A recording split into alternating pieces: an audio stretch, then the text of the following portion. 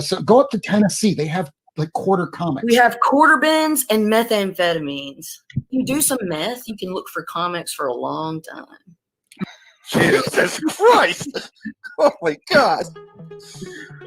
I'm in such What a did I fucking walk mood. into? This is the show. This is all. So I just want to say thank you very much to all of our viewers. This is obviously our last show, and reminder: this is TVMA, and this is why we have to throw this graphic up pretty often. Not Near Mint is a show designed for audiences over the age of 18. If you're a viewer under the age of 18, please stop watching Not Near Mint. It's not that we don't want you as a fan. It's just that we'll probably get in trouble if you watch us. Yeah. Shall we begin?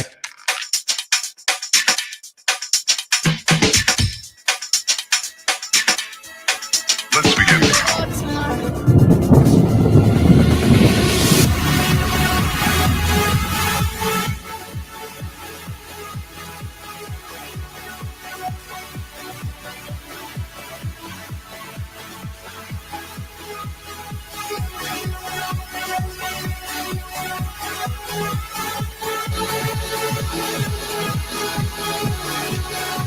Welcome to an episode of Not Near Mint.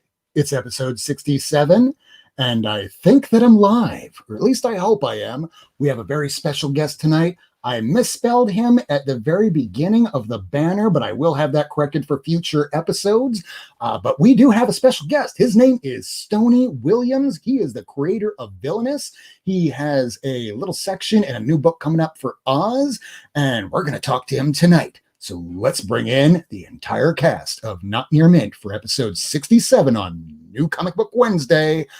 Oh, yeah, it's December. Yeah, it's the month of Krampus. So let's say hi to Lady Fantastic. Hey. Hey. Who else do we have? Hello. Happy Wednesday. One more person. Hello, hello, hello. No. There's one more, and he would happen to be, please welcome, Stonie Williams. Hey, everybody. Woohoo! I hope that is the proper spelling now, because we have a certain person that shows up in our chat every week. Ace, we love her. She let me know I misspelled your name for the banner. I do apologize for that, but thank you so much for coming to the show today. Hey, thanks for having me. I appreciate it. So how have you all been this week? It's been a long week, a long month. It's the end of the year. What's been going on? What is the life of Stonie Williams? This week we're trying to be sick. It's actually been kind of a cruddy week, which I hate to say. My wife had to be tested for COVID, and we're waiting for the results. Oh, yeah. Sorry to hear that. Good thoughts, man. Good thoughts. Yeah. Positive energy. So, other than the horrible news, how's your week? Can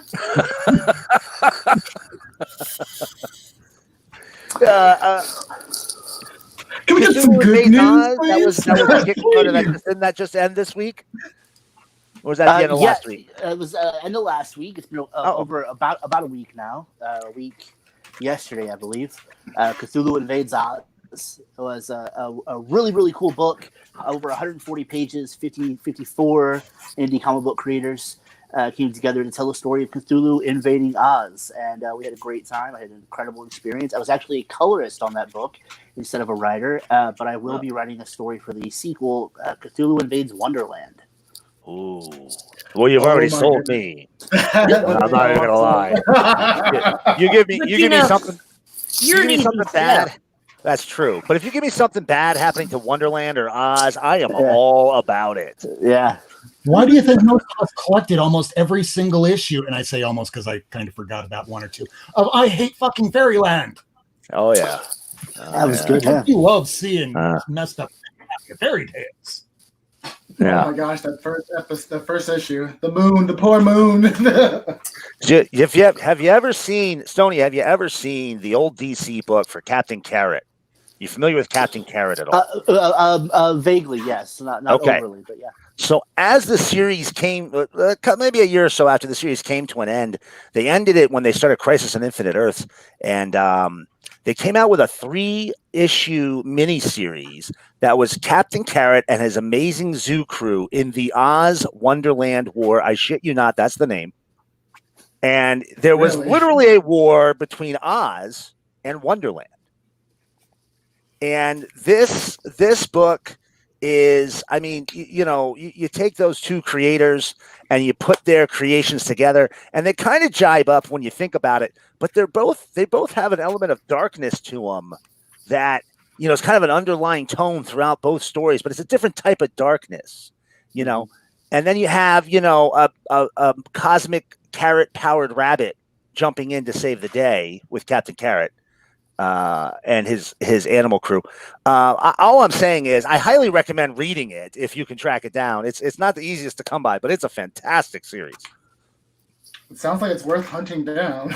Yes. And now that I've just gone off on a tangent, why don't you tell us about your ongoing series?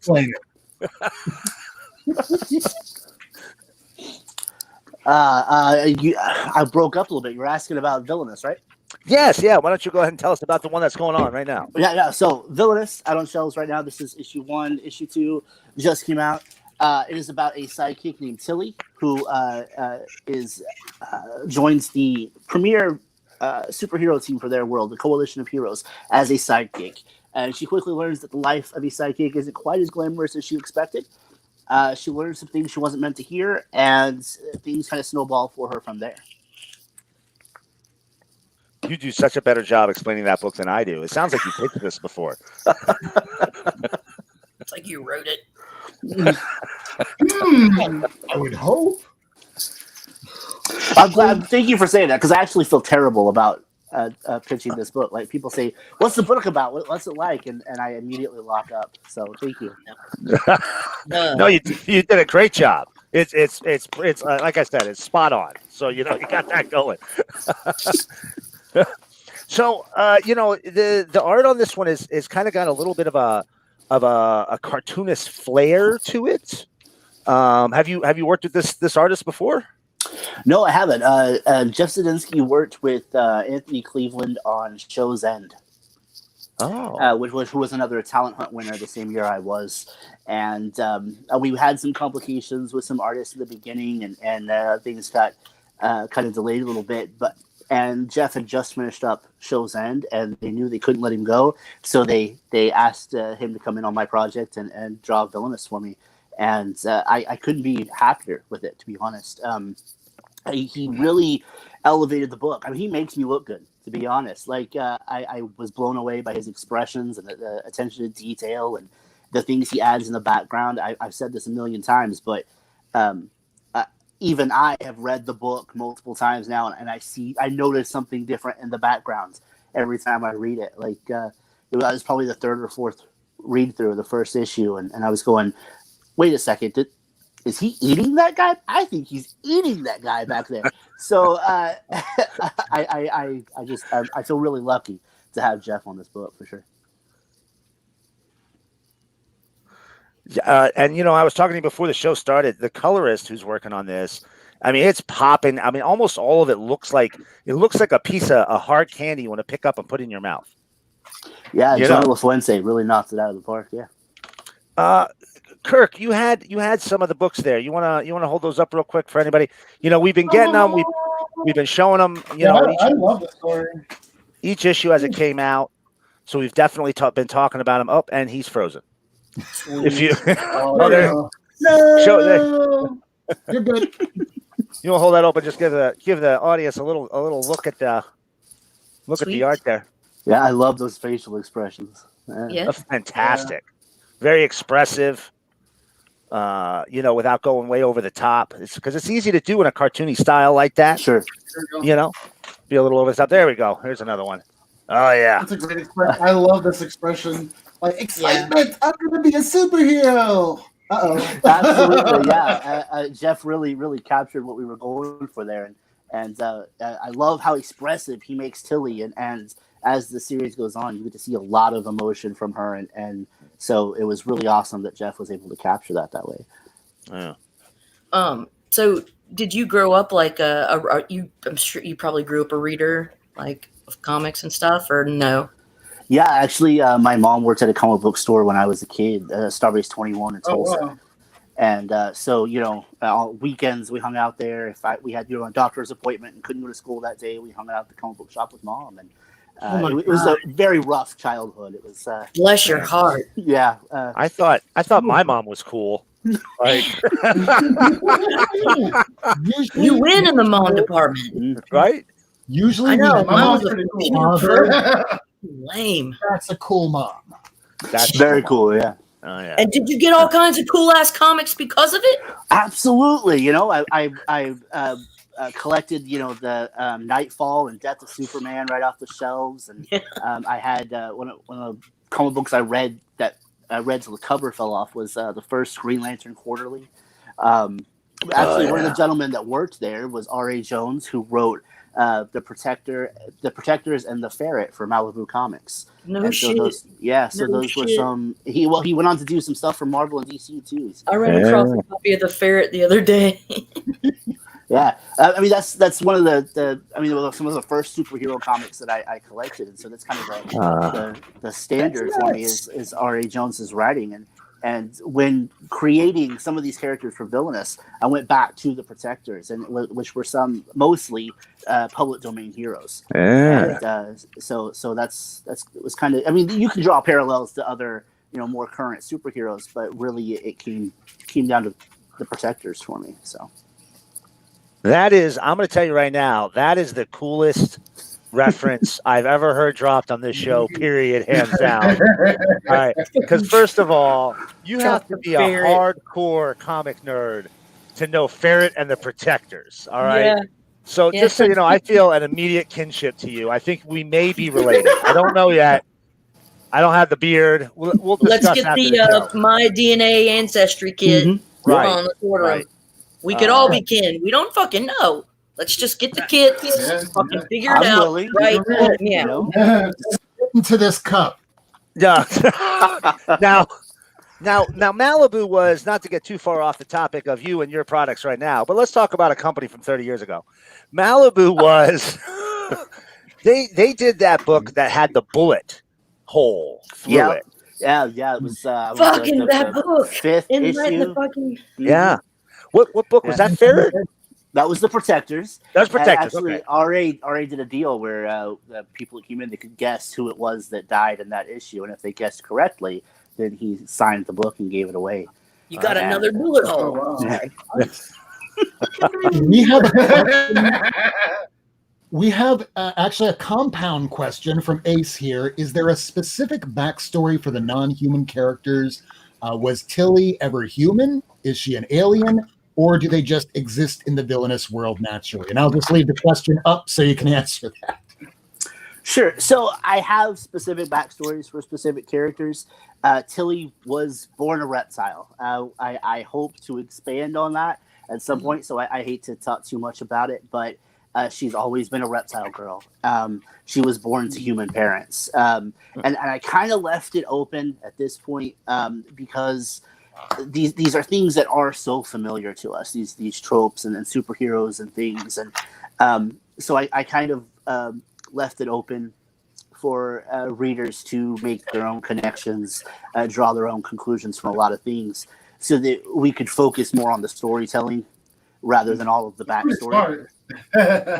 Yeah. I mean, a lot of these characters are archetypes that we've seen before, and the idea that superheroes aren't exactly what they seem to be is a theme that we've seen before. But I wanted to take that, and Mad Cave gave me this unique opportunity to kind of twist it any way I wanted and present it in what I felt was a unique way.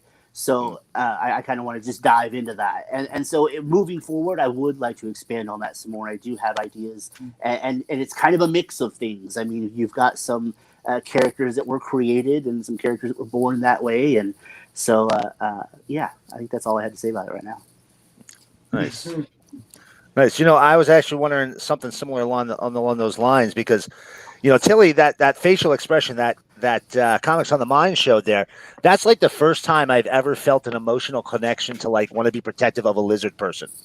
Like ever in the history. I'm talking like we go back to the old 70s Land of the Lost and the Slee Stack. I never felt a connection ever since the Slee Stack all the way till now. And Tilly and I clicked. It's the mammalian eyes. You clicked with the mammalian eyes. Mm-hmm. They were good eyes. That's all I'm saying. They're good eyes. And her determination. I'm not saying I'd date her. I'm saying I'd feel protective. You know what I mean? Sure. Protective of her. So yeah. No. I mean, maybe we could date in the future when she's a little older. We'll talk about that on the show too. So I like the idea of. Oh, go ahead. I like the idea of like the reader coming up with their own conclusion, because that's exactly what I did. I was like, I wonder if she's like a mutant, or she like mutated when she was, at some age. You kind of like put your own like conclusion until like it just keeps you wanting to read more and more. Look at Walking Dead. We never found out why the dead rose, and it doesn't matter. Yeah. Jay Sandlin, who wrote Over the Ropes and Hellfighter Clan, asked me one day if she was cold-blooded or if she was warm-blooded. And I thought that was a great question and something that nobody had asked me before. And the truth is she's kind of both. She has qualities of both. And right now it would sit as it would kind of have to depend on whether or not she gave live birth at this point, seeing that she has, scales and hair and, things like that. So. Questions that need answers. Mm-hmm. Questions that need answers. I do have a question. Mad Cave, I'm pretty sure, is a company that's down here based in South Florida. Mm-hmm. So I don't know where you're located, but how did you get into contact with Mad Cave? Did they approach you? Did you come to them with this idea? So I actually ran a comic book blog and podcast with my best friend, Aaron. He lived in Oklahoma at the time. That's where I'm from, Oklahoma. And absolutely, Ace anytime. We had a podcast and blog, and which is now defunct. Things happened, and he got busy, became a professor, and moved to Texas and teaches at a university. Yeah, what a jerk! Right? Yeah. But we still did comic book reviews, and so I was still approached occasionally by independent companies wanting us to review their comic book, and that's how I found out about Mad Cave. Was they messaged me on Twitter and said, "Hey, we've got this book about to come out, and we'd really like to know if you'd review it for us." And learning more about the company was when I realized that they had a talent hunt, and I had tried for a talent hunt a couple of years before in 2016 with Top Cow Comics. And I fell in love with the process of not just writing scripts, but the different ways writers approach scripts, and the collaborative process of making comics, and the watching that from the early stages is fascinating to me. And so when I saw this, and learned what they wanted from the talent hunt, I kept my poor wife. I kept throwing out ideas and what I would do if I entered and the kind of stories I would tell. And finally she just goes, this is something you really want to do. You need to shut up and just do it. So I did. It was a late entry, and a couple weeks later they sent me an email telling me I'd won, that I was actually they were only supposed to have 4 writers, and they went ahead and added me as a 5th at the last minute.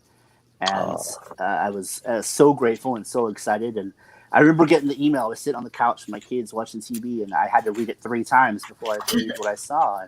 And so that's how we got to it. And they approached me with 2 ideas, and one of them was a superhero comic where the bad guy, the good guys weren't what they seemed, and the bad guys hunted them, basically. And it was a funny thing, because starting out for the Top Cow stuff and learning how to make comics, I'd always read, don't do superheroes. If the market's cornered, you'll never have the next Superman, you'll never have the next Spider-Man, don't do superheroes. But I grew up with superheroes, and I thought... It's your wheelhouse. Exactly. And I thought that, I didn't have to make the next Superman. I could tell a story and send a message that I wanted to tell using superheroes. I could celebrate the things I loved about superheroes while turning an eye to the things we don't always love about superheroes. And I just really thought that I could do something with this. And the more and more I thought about it, I was like, you know what? We're going to do superheroes. Because fuck it, why not, right? That's right, yeah.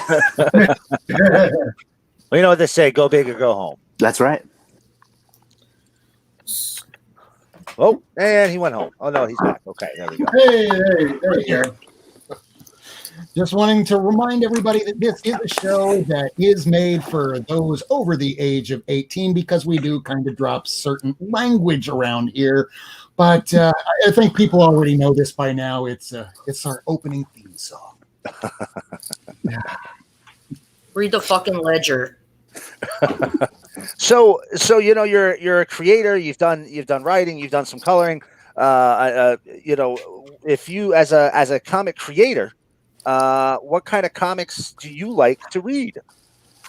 All kinds. Like I still read a lot of superhero comic books, but I'm loving the indie scene, you know, and I feel like indie comic books is allowed to break rules. And I find that, you know, the longer I go, the more I love indie comics. I mean, with the big two and with the superhero genre, things tend to usually go back to status quo, and you can't just kill somebody and they stay dead, right? But with indie comics, you can. You know, if I wanted to kill Tilly in issue 3, we could do that. Yeah. I have the power. He got that on me in a chat, and I was like, wait a minute. Yeah. We were discussing that earlier before we jumped on it because we have a little group chat that we have amongst one another. And something happened in a comic book today that we went, wow, they killed Ares like about a decade ago. Is he back now? We have to question this now. We don't know. Yeah, it's hard to keep track sometimes, and like I said, things kind of just go back to status quo, and that can get frustrating when you're so invested in the story, and to come back and it feels like it didn't matter a little bit. Yeah, so that can be frustrating. From another universe. Exactly, and in the comics you don't have that. You know, anything can happen. You can twist it around. You can break rules, and. But I also think though it's like valuable to see like over time the different iterations of the same title with different talents behind the writing and the art. Sure. And like I can appreciate that like over time, but at the same time I understand like what you're saying. But like I think the nature of superhero comics is basically using, I mean, like what is Greek mythology? It's the same big 12 used over and over and over again in different stories. You know what I mean? Yeah. Like, yeah, sure. And I get it. I get why they do it, and I don't disagree necessarily. Like, I mean, it's a winning combination. It lasts. Yeah, and you have these big characters that are so much bigger than even the people behind them. You know, and you have new readers coming in all the time. There's an ethos, it's right? And it's hard to make change last when you're trying to bring in new readers all the time. They feel lost, and that's something that you know is just one of those things that comes with being the big two. That pros and comics, yeah, for sure.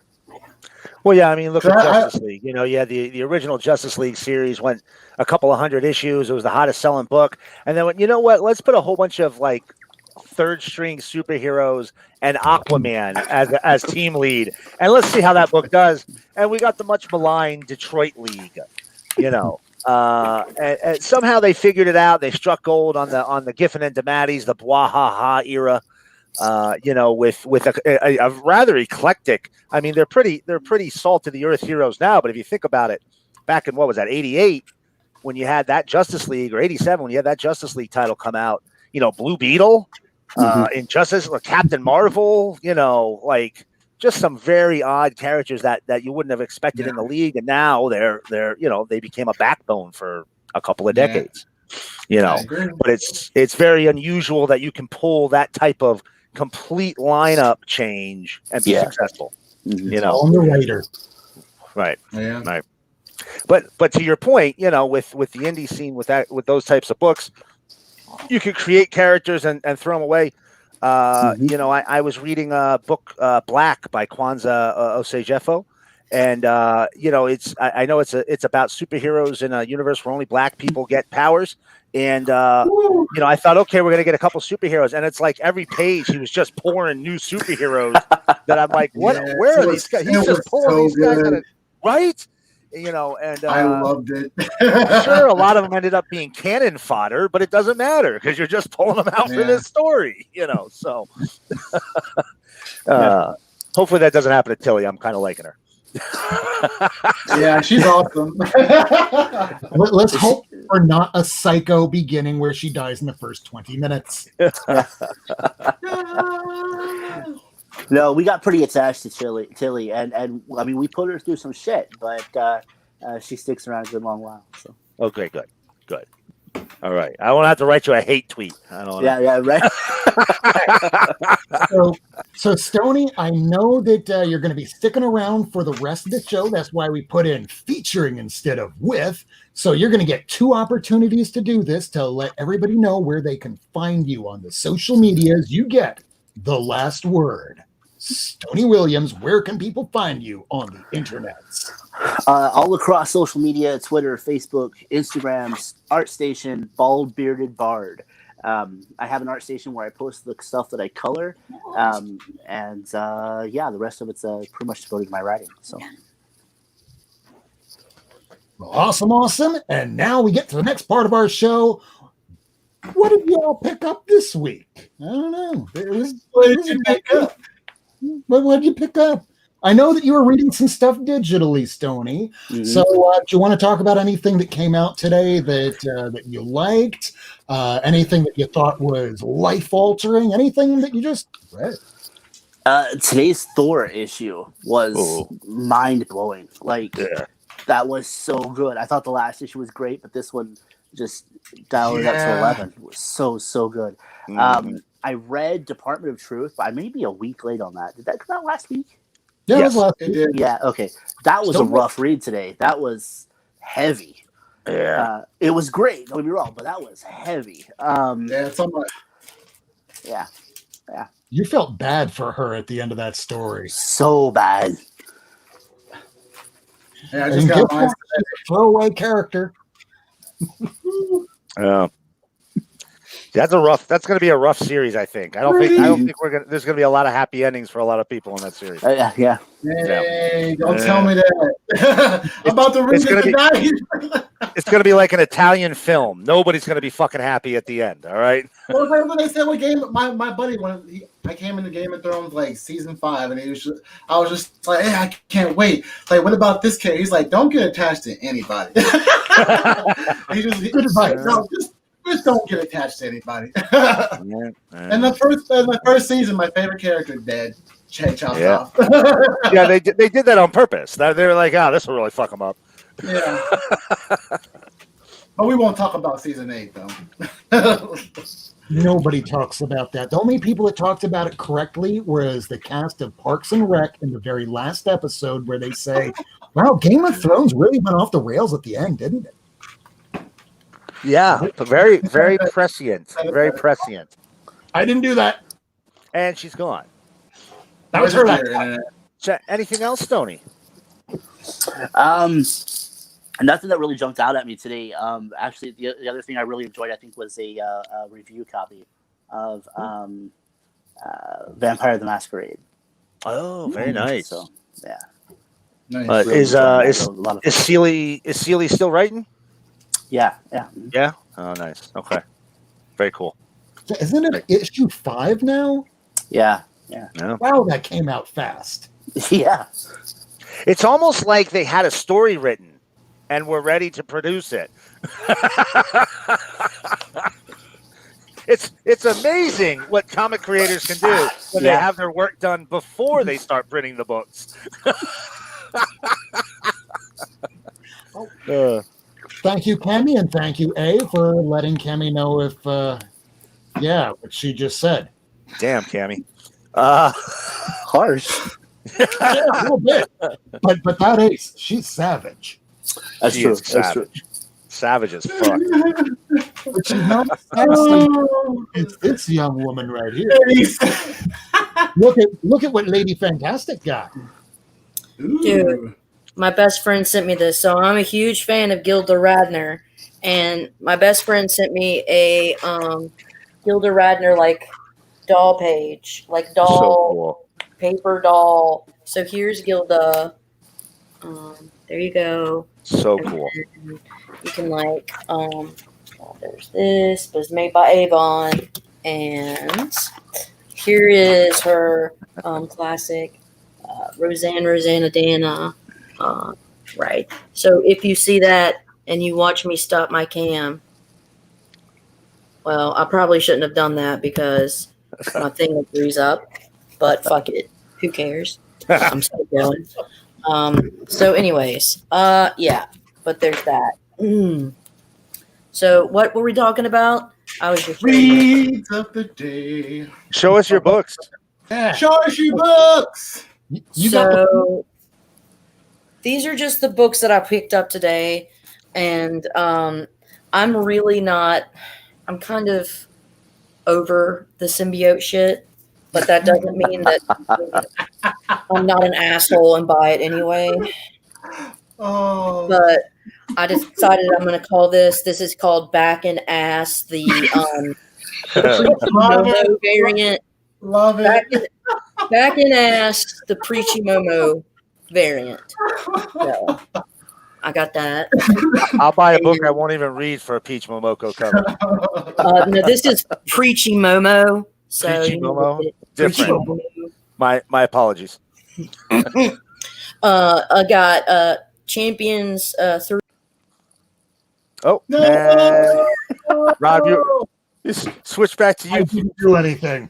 twisting your neck. I'm over here like cracking my neck, and she's gone. Oh, We'll be back. This is kind of what happens from week to week. One of us just drops out, and we come back, and we just pick right up where we left off. I can show books until she gets back. Yeah, until she comes back, we're going to show Comics in the Mind. So Right. I have to show Here she I'm is. showing this first because there she is. Welcome back. There she is. Dude, Go back this is the thing. to My freaking computer is old and ghetto. You can't be doing fast bullshit like zooming in and out. Can't be doing that shit. Dun, dun, dun, dun, dun, dun, dun, dun, dun, dun. And I got the 410, and that's that. And then recently, I also got. Here's some things that I picked up, but just this is like, okay, I got this in the mail because I needed to get this. Yeah. I really, I have that really, one too. yeah. So this is after Steranko, and then Bill Sienkiewicz, a variant of Star Wars 67. Carrie Fisher's like awesome, badass, most radical lady ever, and I miss her. Absolutely. And so yeah, there's that. And I'm actually going to send this one to Southern Comic Geek because I have to spread the love. Yeah. And then I found this I found it for like 90 cents, and I was excited about it. And I have to tell you that because I'm a child. So, anyways, back. I'm done. Back to Listen, I personally will never brag about buying an expensive comic, but I will always brag about buying an expensive comic cheaply. It's terrible, but it's just the little things. It's all I have in my life. It's all I have in my life. I'm with you, girl. I'm with you. what about your kitty? Oh, I have in my life too. Oh, I mean, Miss Kitty too. Oh, She's my little bitch girl. But you got cats. If you got cats, you ain't ever alone because they will eat you when you die. I'll tell you, you want to talk about indie, this is what I had saved for later. But if you guys are not reading Sun Eater, you're not living. Sun Eater. Come Oh. on. Never heard of it. By Cole Sprouse, the one of the Yes. This is about like the Nordic dude living in like 900, AD, and he's like a drug. Huh. No, the story sounded so awesome. I don't know why it grows up to me when she gets out of the cats. I was almost sold on the Sun Eater, and that's it. They almost sold one extra issue. Now it's gone. Good night, everybody. At least we're not kicked off yet. There she is. I'm not going to touch the screen. I'm going to keep my hands up where you can see them. Today has been trying. It's okay. I'm frustrated. You got more to show us, Lady Fantastic? Am I on? It's saying I'm You're backstage. on. Fuck. No, you're on. No. We can hear you. We're talking to you. Lady Fantastic, we are speaking directly to you. I can't blow you up because I don't want to blow myself up and knock you out. I know my shit is so. I know my computer is very tempestuous, like Kate. I'm really glad you enunciated tempestuous, and she's gone. This is my right hand. I wasn't touching nothing. It wasn't me. Apparently, her computer doesn't like the fact that she enunciated tempestuous. Apparently, the fucking computer does not like those words. Goddamn computer just went. No, fuck it. Knock her out. No. Kirk, why don't you go there, Hefe? Do I? I got you. Oh, Am I in? Zach, you're in. I blame the Christians. No, I'm just kidding. Just kidding. Seemed like the fun thing to say. But not. No one. All right. Everybody's silent. What else you got? Don't. Go to somebody else. That's it. Okay, Kirk, why don't you go, buddy? Of course. So I got a stack of books. So I'm gonna be real with y'all. I didn't pick up books last week, so I got a stack of this week's and last week's books, and they're all mixed up. So the first two are the only two books that I read. I got a chance to read. Holy crap! I know everybody and their mama is talking about this book, but I jumped on Venom on issue 21, and I like the series, but this. Yeah. Oh my gosh. I wasn't prepared for this. It was great. Yeah. It was better than you thought, right? Yeah. I went in there with I'm going to keep it real. I went in there with low expectations, but it was really good. And I kind of want to buy some of the tie-ins now. I kind of want to buy some. Another book that I didn't expect was going to be good, and didn't think they were going to take this route was Batman and Catwoman. This was really good. Yeah, well, I really enjoyed this. I kind of like the perspective from seeing Selena as an older woman. So I thought that was really cool.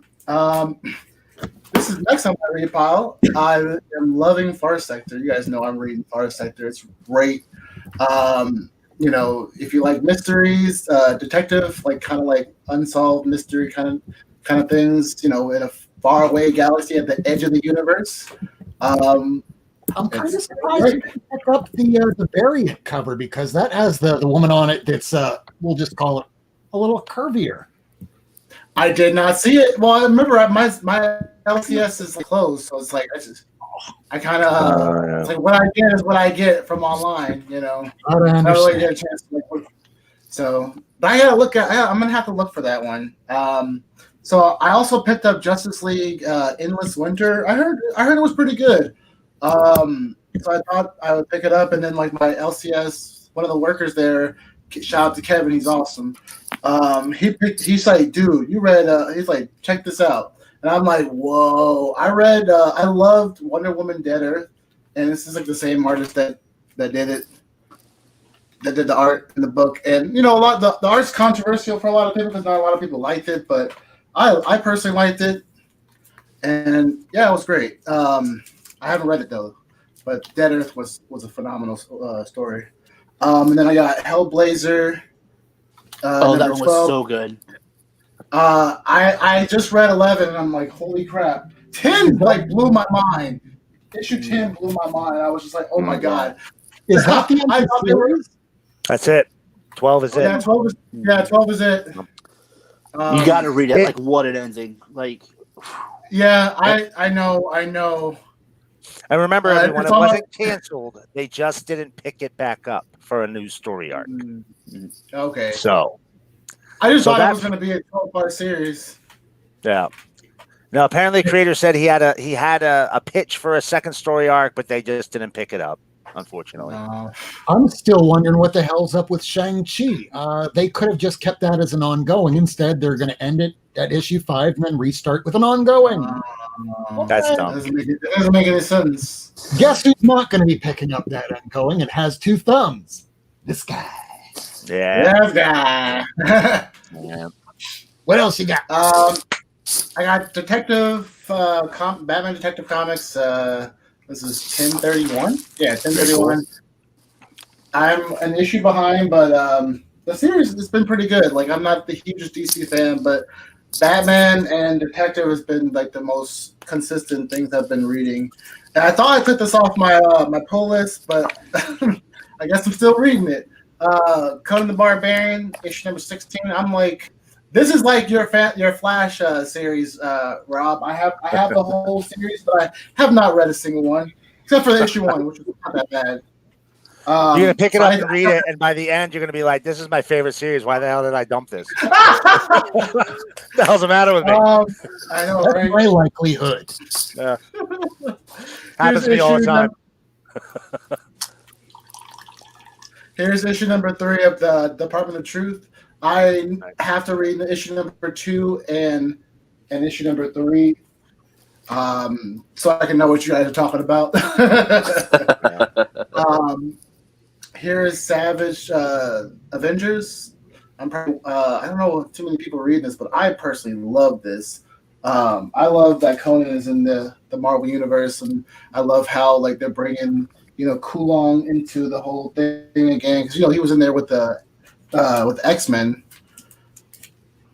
and they even brought the X-Men on board to help with his hunt. Here's Maestro number 4. Nice.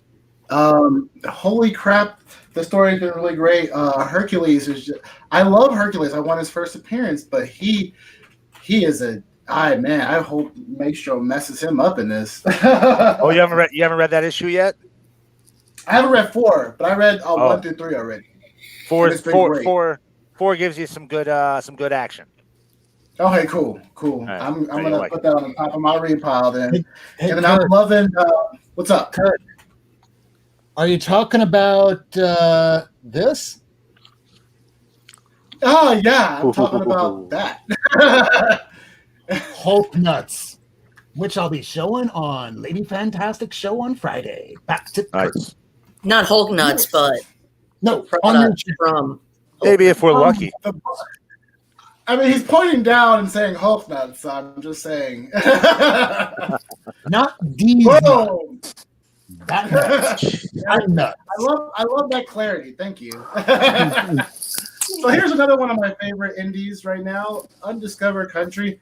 Every issue has been like a jaw-dropping cliffhanger, and I've been loving it. I loved issue number 9. I just read it. About to read number 10. The whole series has been great. And yeah, here's Thor number 10, and I agree. Like, this has been like a holy crap storyline. Like, the last issue was like, oh my gosh, I did not know he was gonna go like pretty much insane. Like who wouldn't have known that you're not like real and just a vessel for a god? I go crazy too. Let's say we kind of know now why. I haven't read that issue, but I kind of have a feeling what's going on there. But we kind of have a feeling we now know why Thor wasn't around when Null attacked. Right. Yeah. Yep. That makes sense now. Definitely. Here, I'm so behind on X of Swords. Here's X-Men number 15. Great cover. I'm still reading the series, but I'm playing catch up. But here is it's following on my pull list. Philadelphia number 10. Nice. So good. This has been a great series. Yeah, I love this series. I finally read issue 1. I've read up to issue number 5, but I have to finish. It's like on my repile. Many things are on my repile. But Is that an homage to New Avengers 27? Which one? It almost looks like it, right? Yes. Yeah, kind of does. Yeah. That's the Ronin cover, right? Yep. Yeah, Yeah, definitely. yeah.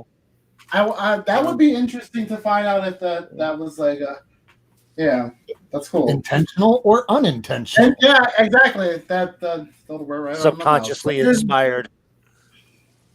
Exactly. Yeah. Interesting. Here's another X-Men that I almost had another cover. Here's X-Men number 15.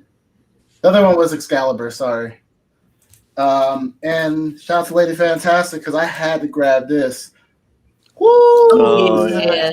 Good one. I love it. I love it. I usually don't go for variants, but I had to grab that one. Yeah, it was badass. Hey, Ricky.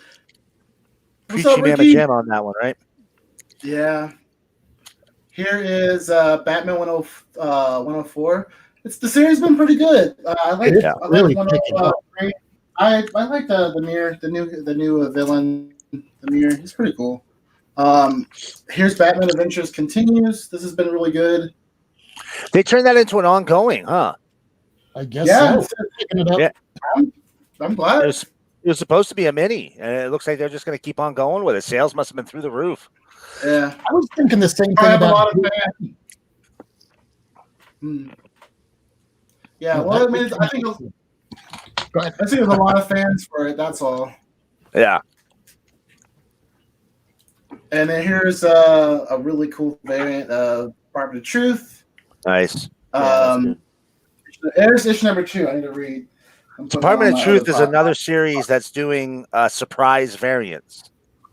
They're making variant covers and just inserting them in. Yeah, the first issue, I think they had a Lee Harvey Oswald variant that they didn't. It wasn't solicited. It just came in as I think like 1 out of 10 or 1 out of whatever in comparison to the main covers. Yeah, it's sold for like $30 on day one. Yeah. Wow. Yeah. Dang, that's friggin' speculators, man. I know. Don't get me started. But this has been a really heartwarming, hilarious story. This is going up in one of my favorite indies right here. This is Inkblot number 4. Oh, I haven't read that yet, but I've heard really good things. It is really good. It's just basically a multi-dimensional kitty cat just going around different realms and just, not causing mayhem, very harmless mayhem that ends up helping, certain characters within. And it's almost like an anthology, but it's a continuation story for the kitty cat. All right. But, through the different other people. So it's real. I love it, So if you like, they call it a demonic, multi-jumping kitty cat, but he's just a multi-jumping kitty cat to me. He seems sweet. Kirk, you had me at kitty cat. Yeah, I know. Right. I'll do it. And last but not least, if you're not reading Dr. Doom, you need to buy this in trade. This was a really good perspective of Doom, and the last issue, number 8, blew my mind because it's Doom was put the world in a certain situation where they needed him, and the only way to him for him to help them is by him okay, I'll help you guys, but let me take over this this area right here, and so he basically got a chance to start a war and take over and conquer this neighboring country, for his land. So I thought it was really good. You kind of see the heart of Doom, which is kind of weird saying, because he's like a super villain, but he's one of those super villains where it's I want to do good for the planet, but you still have to listen to me. Yeah, that'll do it. It was great with Infamous Iron Man. Yeah, I agree. But I feel stupid now because way back when COVID first hit, and we were all hearing that Marvel axed all these titles and Dr. Doom was one of them, I was getting into Dr. Doom. I was 3 issues in reading. I hear, it's going to be only released digital only. I went, fuck this. I took everything out of my box, put it in my and it went to Jay Blitz. And then within about 2-3 weeks after getting rid of it to Jay Blitz, hey, guess what? We're restarting these series. Yeah. Yeah, they really messed that up. Yeah. They really messed that up. They heard a lot of people complain about it. So, I mean, at least they responded to the complaints. But I was mad because I wanted to read like Jane Foster Valkyrie, and like I can't read the line. I have to buy the trade to complete my series. No, come on now.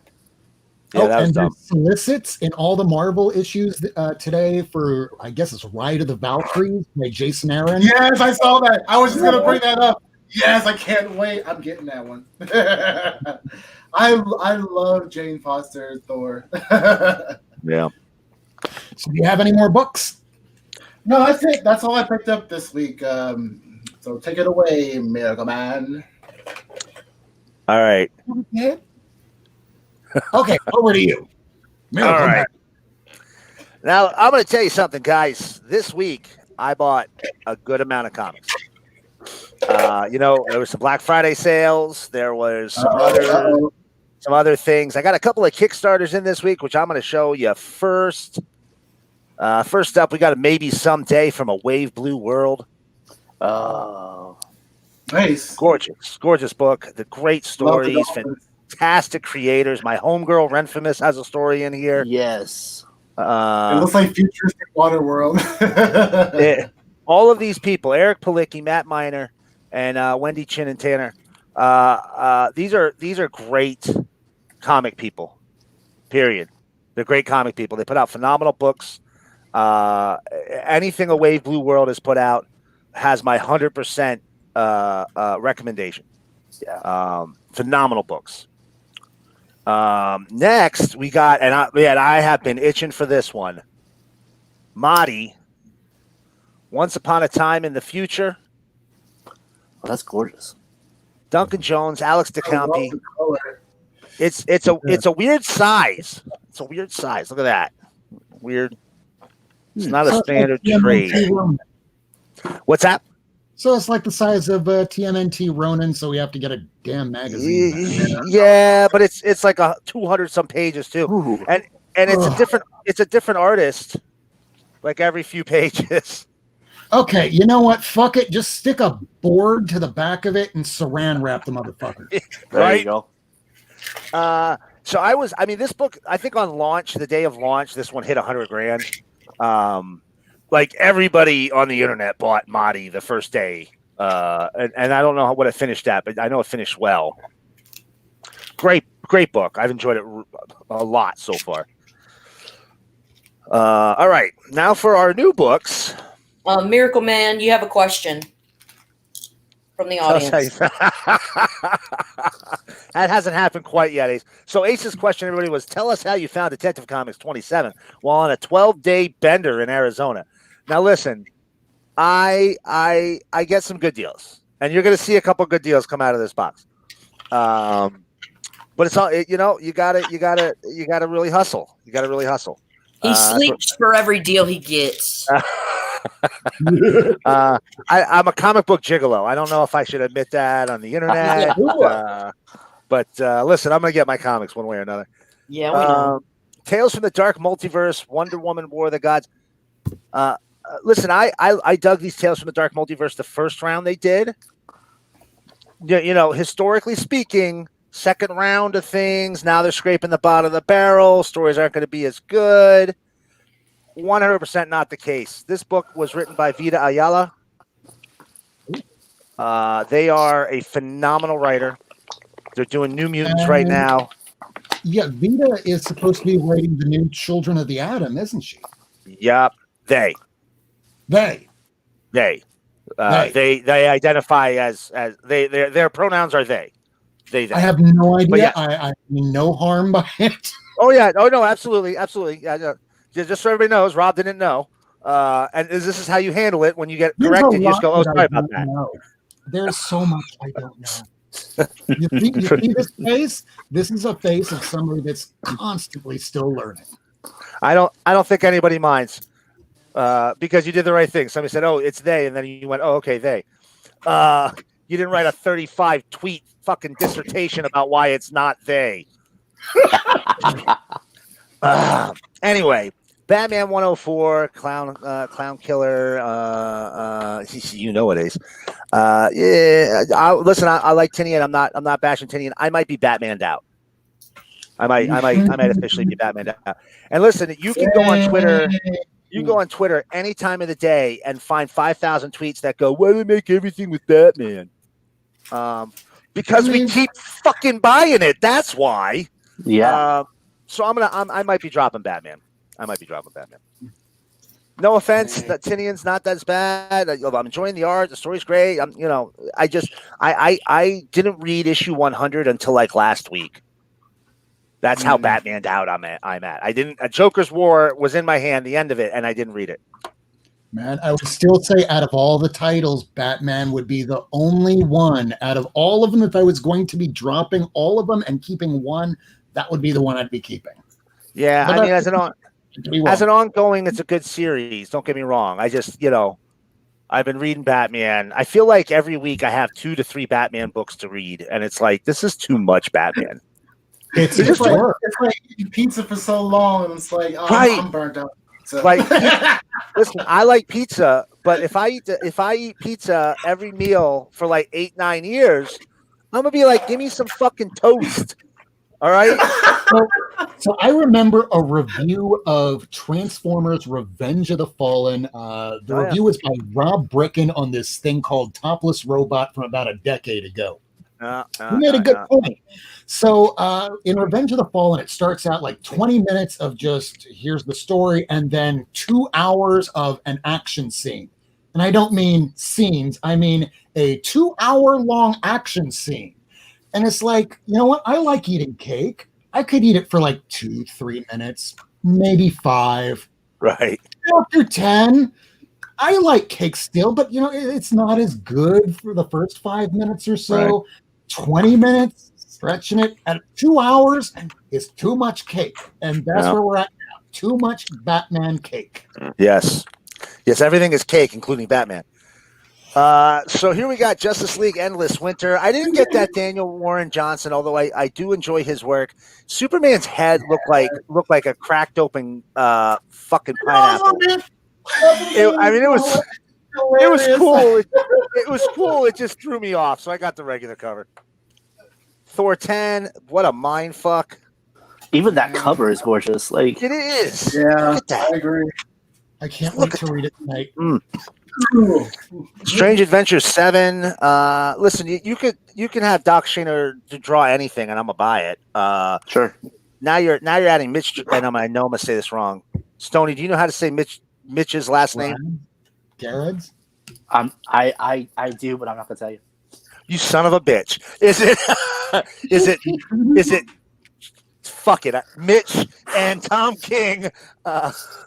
Gerards? Yeah, that sounds good to me. I like it. Let's go with that. You know what's gonna happen? I'm gonna go to a con and see Stoney. And I'll be like, "Hey, Stoney, what's up?" He's like, "Oh, I'm here with my friend Mitch. You want to tell him how you said his last name, dickhead?"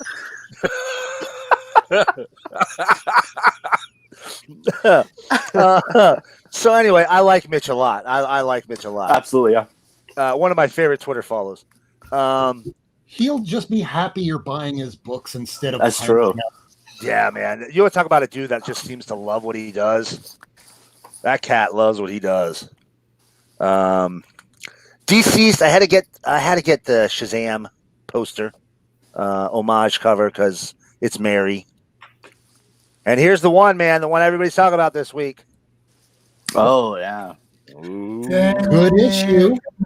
Couldn't get it. Listen, staying that way. Get this book. Here's the thing, just so you know. Yes, Matt is in jail. Yes, this might be the second or perhaps third time Matt has been in prison.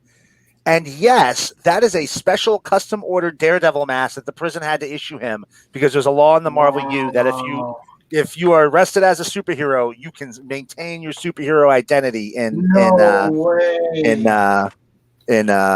obviously UAs in the Marvel U. So they had to. I'm not going to give any spoilers, but this could be a big issue for the future of the series. Could be. It could be wiped away in one book because It's Marvel.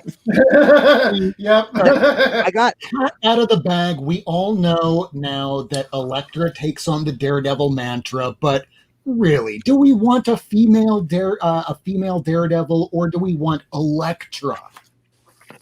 Well, I mean, I'll take both. I can have both. I want my cake and I want to eat it too. Or they could decide to do like a Ronin situation. They initially introduced her as who was it? At first it was Echo, and then nope, it's going to be Hawkeye. Yep. All right, now I got a book here. I guarantee none of you picked up today. Smash Comics. Oh, you would be correct, sir. Here's a couple things. First and foremost, look at this weird ass barcode. The hell?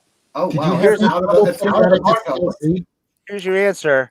A bunch of goddamn British people are involved in this one. It's British. Someday we'll do a special episode, and I'll come on and I'll talk to you guys about British comics. A lot of these characters I was interested in because a lot of these guys, first of all, you got some great creators on there. Charlie Adler's on there. John McCrae's on there. But I was introduced to a lot of these characters in a series called Albion, which was done by Wildstorm. Written and drawn by Leah Moore and John Reppion, with scripting by Mr. Alan Moore. Oh, wow. Albion goes back and it scrapes together all the different superheroes from British comics in the 50s and 60s and puts them in a combined universe and essentially explains why they all disappeared in the 50s and 60s. In reality, their companies went out of business. But in Albion, they were all rounded up by the Spider here and placed into an asylum. It's a phenomenal series. I highly recommend it if you run into it. It's what a pedigree. Leah Moore, Alan Moore, John Reppion. Just, All right. Now, you're killing me, Ace. Now, Alan Moore is my birth father. It's where I get the beard from. May Glycon bless you. Now we got some good stuff. There's some back issue stuff, and I'm gonna go a little bit quick because you know me, Lady Fantastic.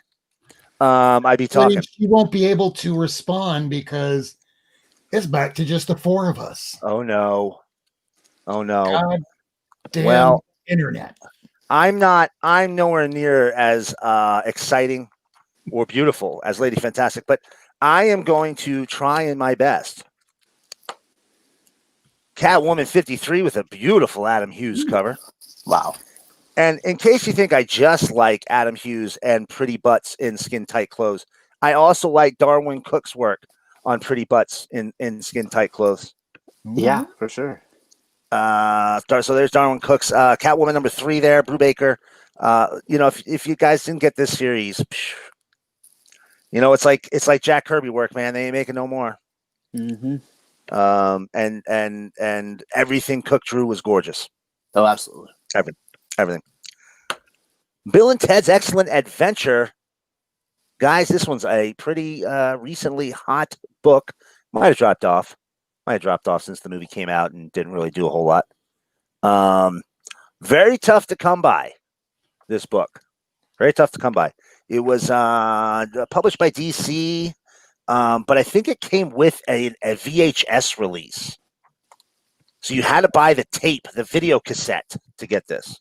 Yeah, and videotapes back in the 1980s cost about $100.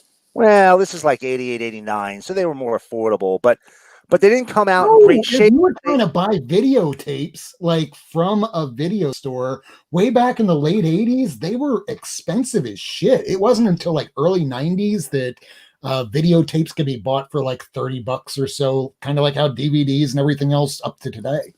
Yeah. Why am I babbling? But I don't know. DC Comics Bombshells number 1. I had this one, but mine was a pretty dog-eared copy because I bought it secondhand. But again, great series. Another Adam Hughes cover here, Legionnaires number 16. Man, I had that one as a kid. I bet you had that as a kid. Yeah. I was not a fan of Legionnaires or Hughes when this was coming out. He just wasn't on my radar. But that's the last Hughes cover I needed. Here's a series nobody talks about, and I'll tell you, that's a damn shame. It is gorgeous. Otherworld. It's a Vertigo series, written by Phil Jimenez. Andy Lanning and Jeremy Cox worked on it. The covers are doing it no justice, and that's probably why it's not as well known. I'm just going to flip open here real quick and give you an interior on one of the later issues here. Let me just see real quick. Here we go. So there's the opening page to the last issue. Oh, wow. Crazy, right? I have almost the whole series. One of the guys on Twitter turned me on to it. Twitter, good for slapping chuds. Also good for finding out about comics. Agreed. Couple of books here I got from a 75% off sale too here. You guys know I've been trying to bang out the milestone books. So here's Static number 36. All right. Static number 38. Pretty late in the run. Starting to get tougher to come by. Another Adam Hughes cover here on this Superman 13. I do love me some Hughes. Speaking of Adam Hughes, Wonder Woman 142. Yes. Once again, speaking of Adam Hughes, Sensational She-Hulk number 52. Yeah, we both just got those 2 issues in the last month. Is it? Oh yeah, I thought you had shown that one off just recently. Yeah, we both got just those last 2 issues within the last 30 days. Both of them. Oh Jesus, I didn't. Oh geez, all right. I know I got a couple more Hughes in here. I'll get to them in a minute. Oh yeah, here we go. Mind, man. Maze Agency number 10. Oh, wow. Very early in Adam's career. That She-Hulk is hot, Ace. You're right. Very early in Adam Hughes' career. I don't know if you can tell, but I'm collecting Hughes' work. I do have another Sensational She-Hulk. Not a Hughes cover, obviously, but this is part 3 of the Return of the Blonde Phantom. She-Hulk number 23. Oh, I know why you got it. Pretty book. Got it for the fishnet on the feet. I knew you'd remember that. Sentry and the Fantastic Four, a one-shot here. Very cool little book. Oh, hold on a second. Let's take a moment of silence for the Sentry. Okay, move on. Zatanna number 7. Not one of the Hughes covers, but part of the run. Okay, now this one's kind of a big deal book. I found this for $1.50. Here's your book, Ace, for the week. This one's going to be the one. Here is the very first cover appearance of the Max. Oh, wow. Very cool. I will be getting that soon. Comic Talk number 1. Before the Max had come out, I think the character had already appeared. He just hadn't been on a cover. If I remember correctly. But kind of a tough one to come by. A couple of cool Savage Dragons here. Just look at these covers. And I know I've talked about this before, but if you don't read Savage Dragon, you are missing a modern Kirby book. I mean, that's all there is to it. You know who that is? That's Hercules and Thor kicking the shit out of each other over this beautiful woman that they are demanding whoever wins gets to take home.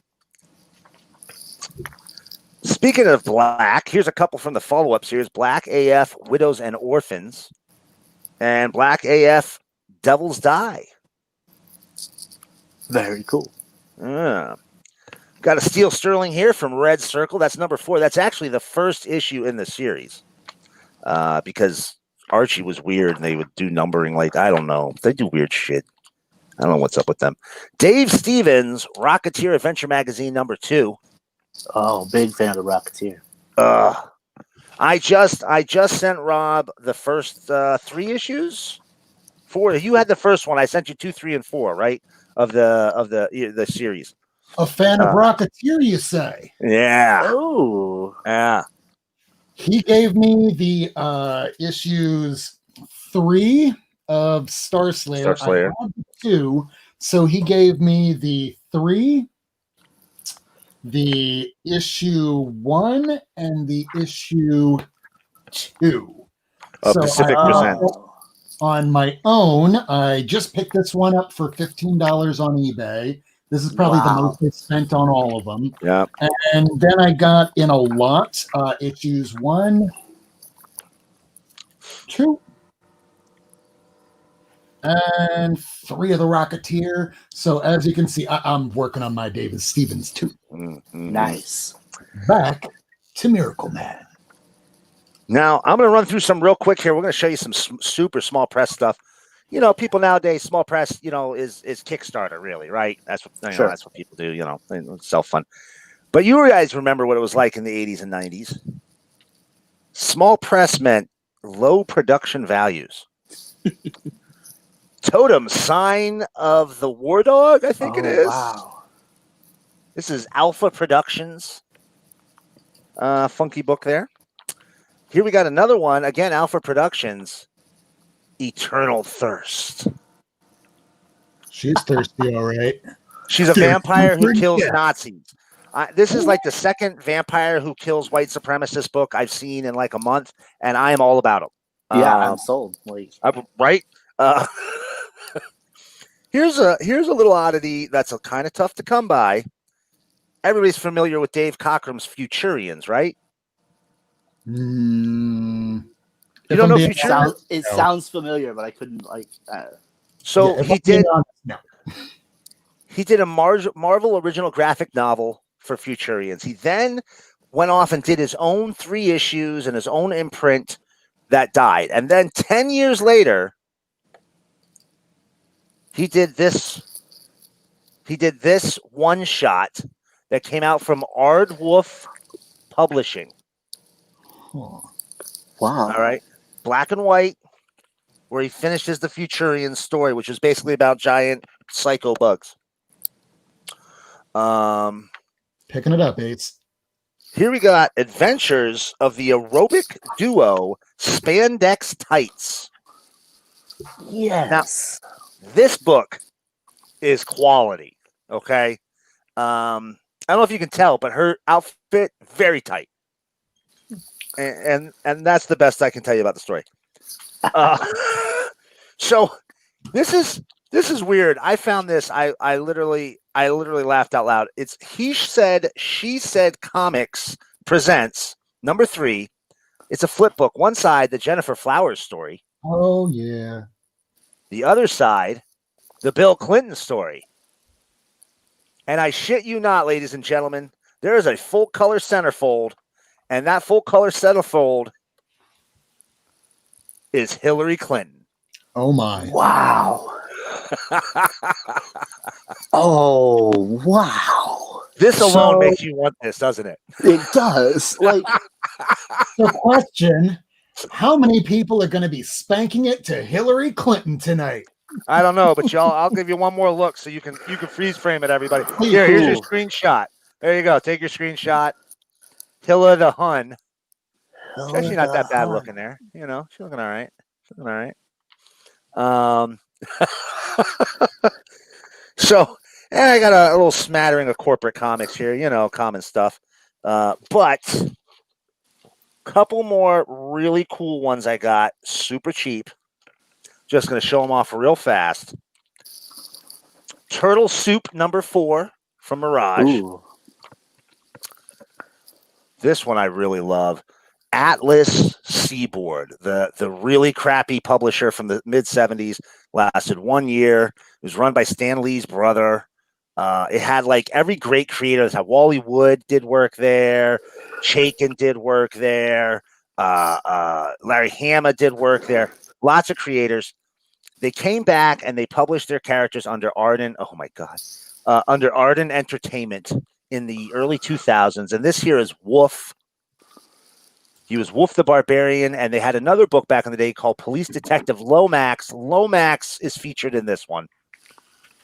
Okay, but this is Steve Niles and Nat Jones. Nice. All right. Vamp Blade. I only got it because it's a back cover. I mean, come on, that's cool. I have another one where she's dressed like Deadpool. And all right, here we go. So here is, and I showed you guys before the show. This was the book that I got that I was super excited about. Really good sale. Like I said, it was 75% off. This book, cover date November 1946. Okay. Got it for $15 from Quality Comics. Hit Comics number 43. Hit me. So Quality Comics, this is Kid Eternity right here. That's the only draw on this book. Comics back then, guys, in case you don't know, were basically like going to see the movies. You would pay your dime, you go in and sit down, you get the news, you get a couple cartoons, you get a couple chapter plays, you get a movie, you get some more news, you might get another cartoon, and if you had an extra 8 cents, you could also have a candy, a popcorn, and a soda. And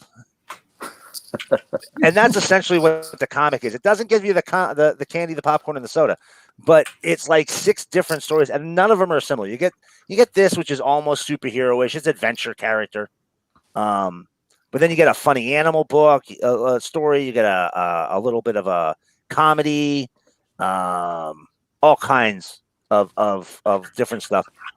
Quality Comics was bought out by DC after they went under. Quality is where Plastic Man comes from. It's where Uncle Sam and the Freedom Fighters characters come from. So this character eventually was folded into the DC pantheon, although you will very rarely, if ever, see him. So, anyway, but what happened to the modern Bluebeard? I can't tell you. Okay. Here's the thing. I'm going to be 100% honest. I find 99% of Golden and probably 95% of Silver Age books utterly unreadable. Sure. I flipped this book open. I paged through it. I was like, this is cool, and I'm very happy I have it, and I'm good. Yeah. There's only so many ads I can see for selling, baseball cards to buy a new bike. It's boring. I tried reading this when I first got it, and very similar. I couldn't get more than a couple pages in before I went, I would rather read Brian Michael Bendis. Right. Ooh, that's where I get the bald from. Talking Heads Bendis, man. Oof. Yeah. If you rather read Bendis. I like Bendis too. Bendis. I just don't like him on Superman. I liked him on Young Justice. I didn't just like him. I loved him on Ultimate Spider-Man. I loved him back when he was doing crime novels or crime graphic novels like Jinx and Goldfish. Superman, it's like he received all these editor's notes that are about the size of all the comics that I picked up this week, where he's like, what the fuck am I supposed to do with this shit? Right. If you want to read a great novelist by a comic writer, everybody loves Al Ewing right now, right? Oh, yeah. Yeah. Everybody loves Al. He wrote a book called Gods of Manhattan. Oh, yeah. Which is, I bought it. This is how long ago it came out. I bought it on my Kindle. And I'm not talking about like the tablet Kindle. I'm talking about the white screen, push the button. It takes a second to flip fucking Kindle. Okay. I had one too. And we all did. None of us fucking used them beyond a year, but we all had one. And, but I bought it on there, and it is basically Doc Savage, Tarzan, and Zorro all meet in New York City. And you get the Shadow, you get the Spider, you get all these cool pulp characters. They're not them. He can't call them those names, but that's who they are. And it's a fantastic book. You won't be able to put it down. Anyway, I'm sorry, but go ahead. That's my last book. Yes. Oh, no. You're good then. Because I was going to go, wow, we're like an hour and 20 minutes in, and I haven't shown this. And I will be super quick. All right. So I talk a lot, Tony. I don't know if you could pick it up, but I talk a lot. That's fine by me. I found it all fascinating. So fantastic. Yeah. Fantastic.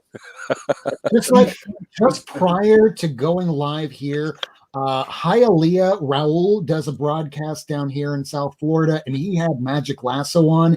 And for those that are watching right now, all 9 of you, after you're done with this tomorrow, if you haven't watched it, watch Hialeah's broadcast on. Yes, it was really good. That was a great interview. So I'm blown away. Yeah, the amount of people that he knows that are celebrities, and it's just another Tuesday to him. Yeah. Well, that's what happens when you work on a radio station. I worked at a radio station. You know who I met? Nobody. Who? Wait, no.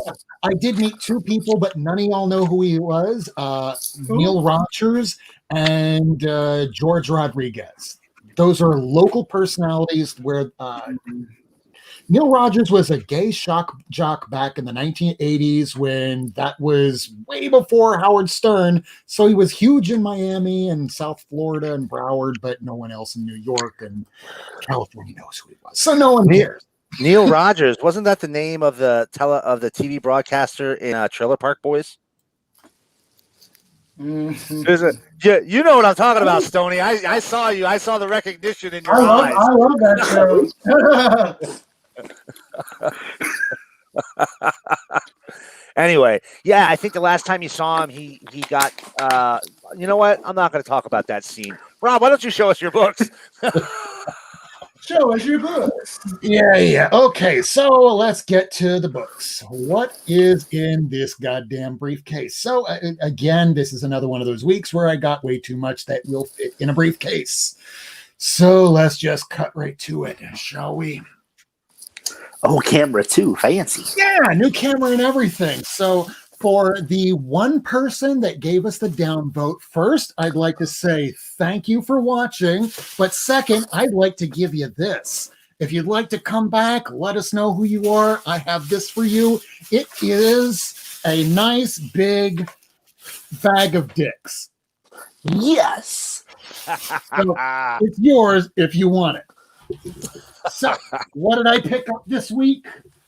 A lot of books. All right, so Batman 104. We now have the Mirror or Ghost Master, Ghost Killer, Ghost Slayer. He trained with Batman and he was good friends, and I guess he was partner to Batman before Robin. So, I'm looking forward to where this is going. Hope that you don't drop this, Mike.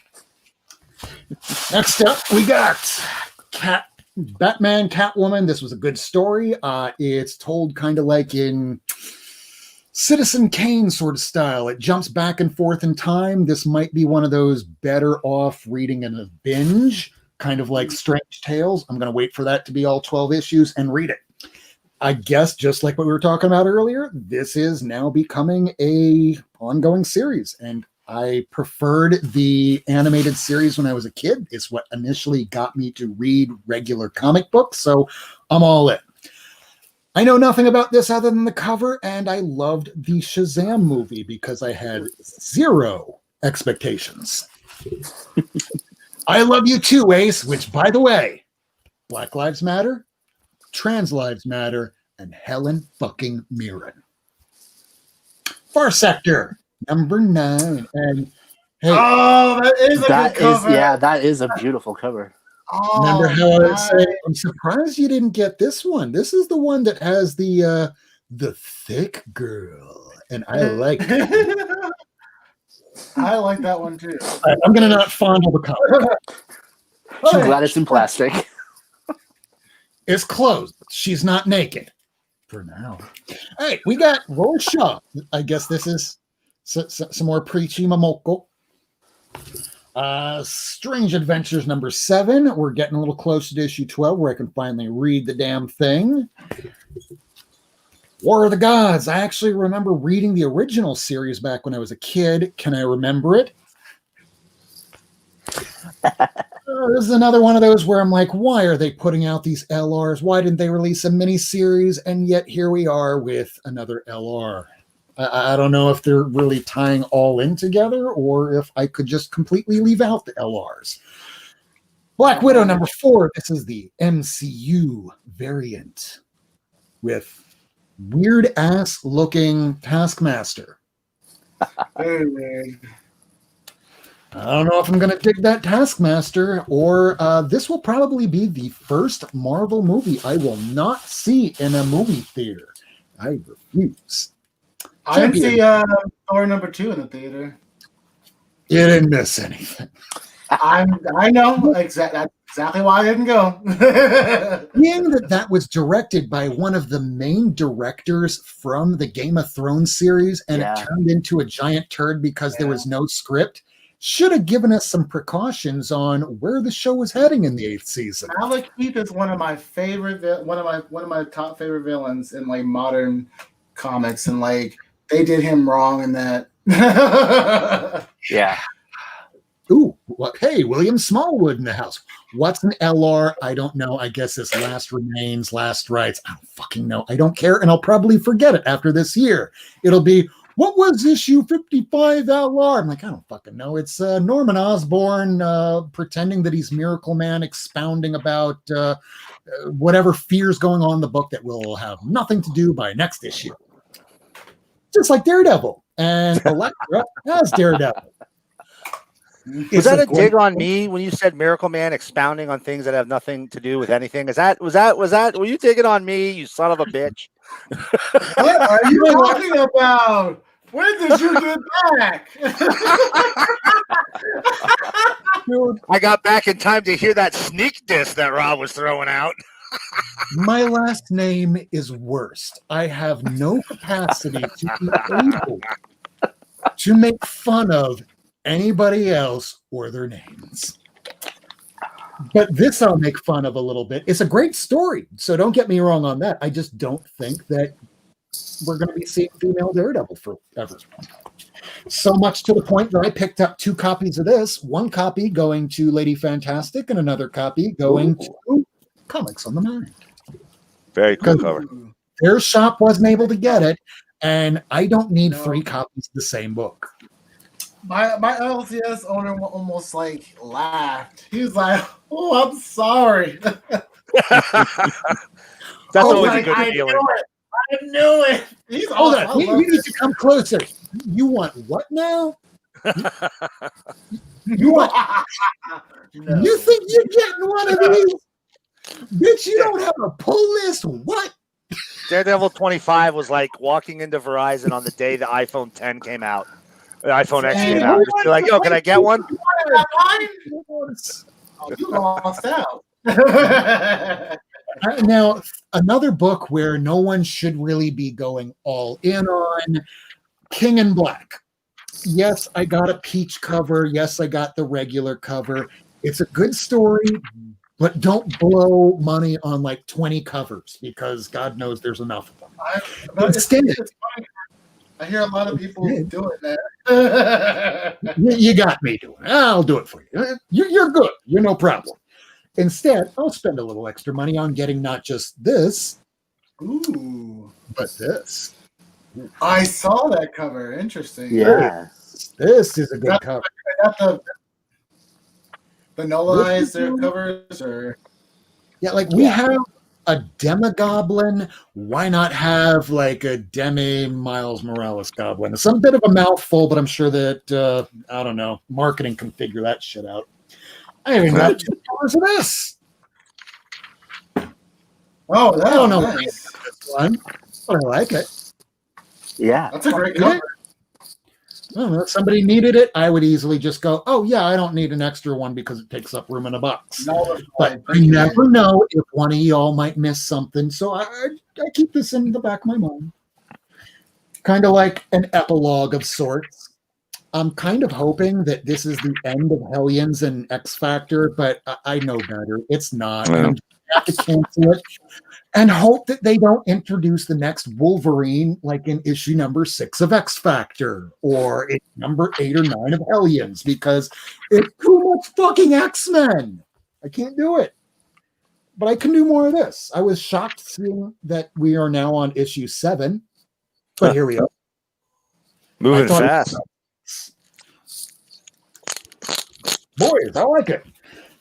Buffy the Vampire Slayer, Ace, I know you're reading this. I'm missing issue 14, so until I find it, I'm just collecting issues and not reading it, just like fucking Flash. I am a sucker for Buffy. I'll read anything with Buffy on it. Here. Nice. Now, Cara Andrews is another writer, artist person that I will try and pick up just about everything that he does. So, I heard good things about this.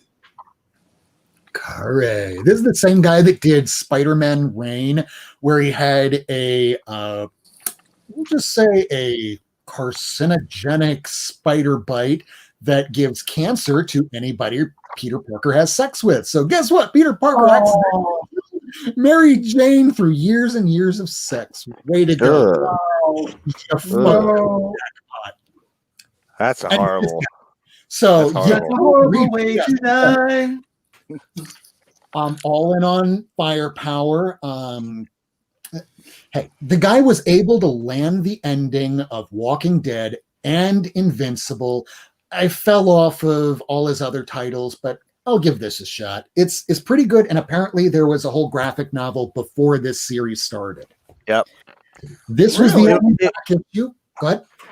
It was all supposed to come out on Free Comic Book Day. It was supposed to be a graphic novel, and issue 0 was FCBD book.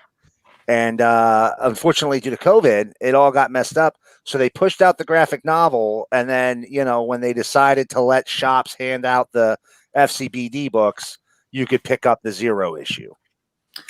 And here I am without the 0 issue, knowing nothing about the graphic novel until I open the first page and I go, wow, we're right in the middle of the story. I like how they jump right in. Oh, there's a whole other story I'm missing here. Yeah. I'm not going back. Let's go forward. And it's good. This I picked up because I know Ace reads it, and it was at my shop. It was $4.99. I don't know how much this retails for. And that's a good deal. What I didn't realize is that this is written by Teenie Howard. Well, that's bound to be good. So Right. a couple years ago, when Teenie Howard shows up on the scene writing comic books, I'm going, who the fuck is Teenie Howard and where did they come from? Oh, now I know. I learned something today. Hack Slash is a great series. Oh, yeah. Here is something that if you're not reading, you should be. Heavy. By Max Demas. This is Punisher in Heaven, and he's already dead, so he can do whatever. Is that the second issue? Third. Second issue introduces a Punisher hitman dude to a guy that's kind of like Cletus Cassidy with a sword. He's just having fun going, wait, I get to murder all these people and there's no consequences? Oh, I'm going to have fun. Oh, that's bad. So that was issue 2. And the third one is the girl that the both of them are in love with. And they're kind of fighting over. Problem is, she's still alive. Now, first issue I picked up. It was pretty interesting. I was confusing this story with They Live for some reason, so I picked up the second issue. I hope it's good. If it's good, I'll stick with it. Kind of like Walking Dead. I've read it. I know where it's going. I know what's going to happen in every issue. It's recolored. I'm curious. I've never seen it in color. I'm going to be buying it at least for the first 6 issues. Then minimum get all of the keys because you definitely know people are going to be dropping off of this shit. Oh, yeah. Is all the books that I picked up today. Now, on Friday, since we're about to get into the subject, we're about an hour and a half in, and I'll just have to move some stuff around here. I did get this stuff. So over here, this big pile, this came in from Hulk Nuts, and that I will be showing on Friday on Lady Fantastic's channel. No, that one was from Hulk Nuts. This is from Tacoma.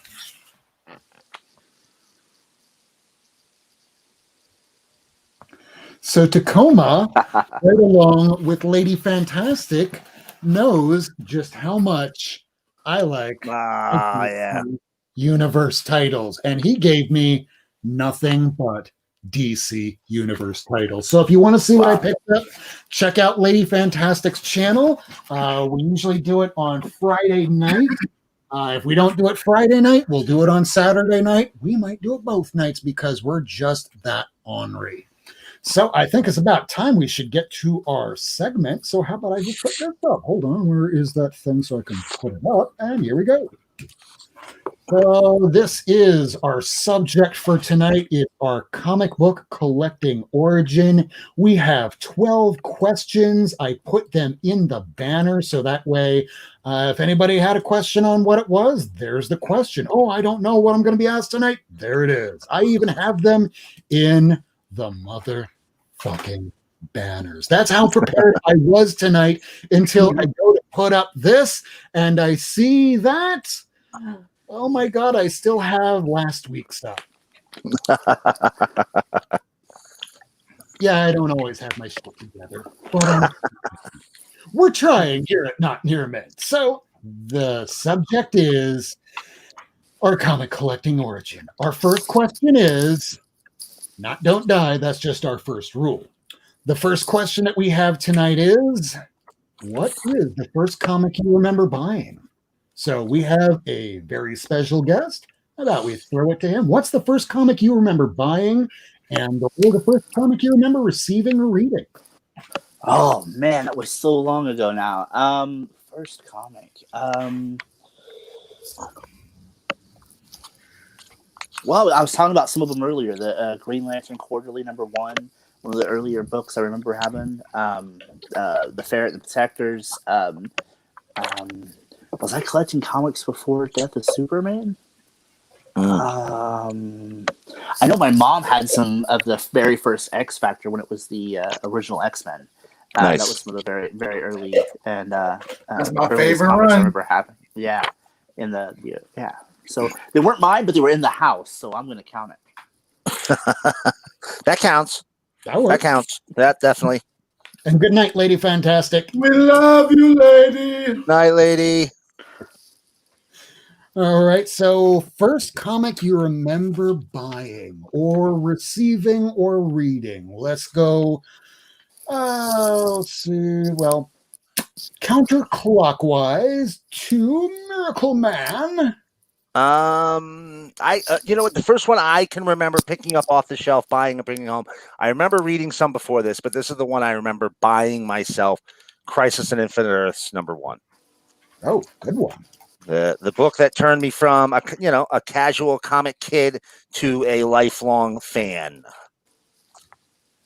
I would agree with that. That's a great one to get for the first book.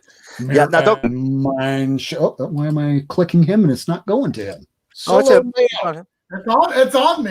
Oh, I'm not seeing it on my end. Wow, things are happening. It's all good. So my comic book journey is different than everybody's. I didn't start collecting when I was a child. Like, I'm late 80s, early 90s baby. So the first comic books I remember getting were like Archie and like Sonic the Hedgehog comic books, the Ninja Turtle layered comic books. Like I used to get those ones. But when I started collecting a couple years ago, like the first couple comic books that I started collecting were like X Factor, New Mutants, and Alpha Flight. Those were like the first lumps. I bought like a bunch of books in a lump sum and started reading them, from the flea market. So those were like the first couple of stories and series that I first started reading. But I was also reading like mangas when I was in middle school, and high school, and some of college. But yeah, that's like my the first couple comic books I bought or remember buying. Well, I guess I have a little treat for everybody tonight. Y'all know that I've pretty much broken my body at least once a year, every year since I was a child, at least until recently. So you're going to get to hear about the first time I was ever shot. Oh, By my uncle. So way back in 1987, what wound up happening, weird things happened in my life, and I just wasn't talking to other boys in the class. I was only friends with the girls. So for some reason, my parents thought that this might be bad. the boy might be gay. So what should we do? Let's talk to my mom's brother and fly him out to Colorado. This way we can take the boy hunting. This way we can butch the kid up. Right? Wow. So my ass flies out to Colorado. It's 1987. And if any of y'all have been hunting, hunting is not sport. Hunting is a drinking game. Just so my uncle and my dad are tossing back beers. I'm 7 years old. I'm bored. I'm over here going, I need to take a piss. I wander on off. I take a piss behind some bushes. And next thing I hear is, oh my God. And next thing I know, I'm kind of like in my dad's arms as he's holding me because my uncle saw something moving. That something was me. So he shot me right in the side with buckshot. I'm transported to a hospital where I die for the first time in my life. And guess what, everybody? You know what I saw? And every time I die, you know what I saw?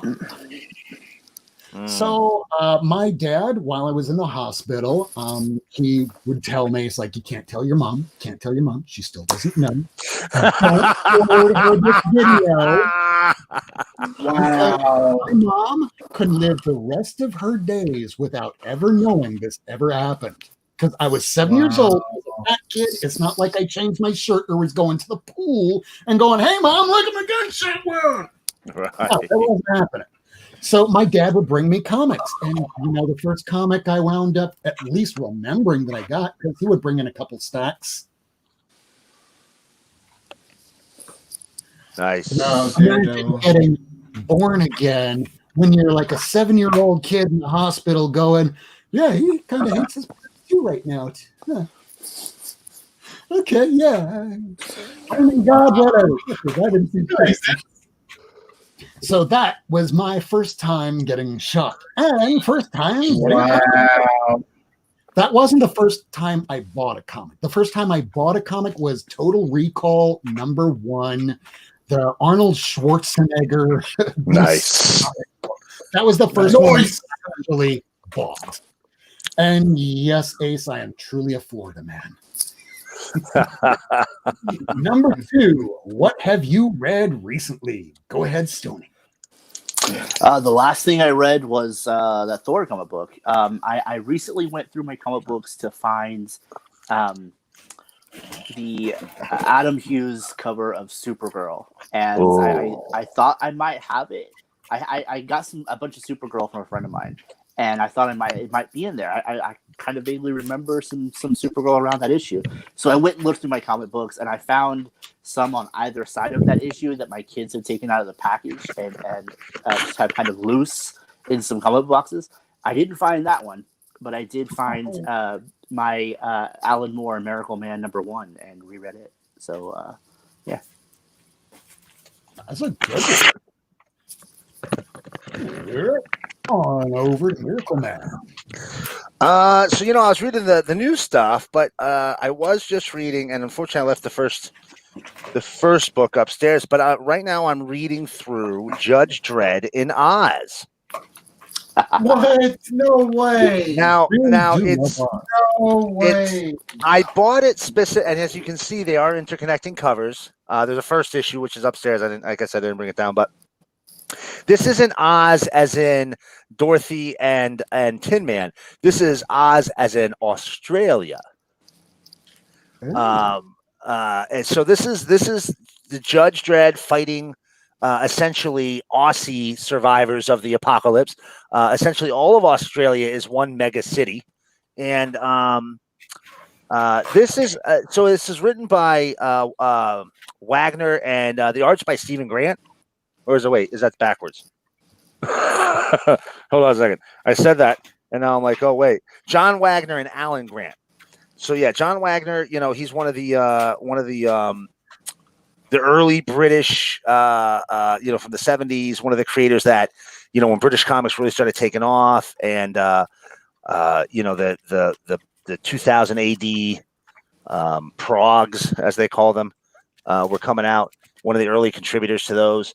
And Judge Dredd, if you guys have never read actual British Judge Dredd books, do yourself a favor. So bad. Read them. They're fucking insane. Yes. I know. The movies don't even kind of do it justice. That last one with Carl Urban, close, but still nowhere near as insane. I remember hearing years and years ago, if you're a comic book creator, whatever you're going to make it so weird that if they go to make a movie, that even if they water it down, it's still going to be fucking weird. Right.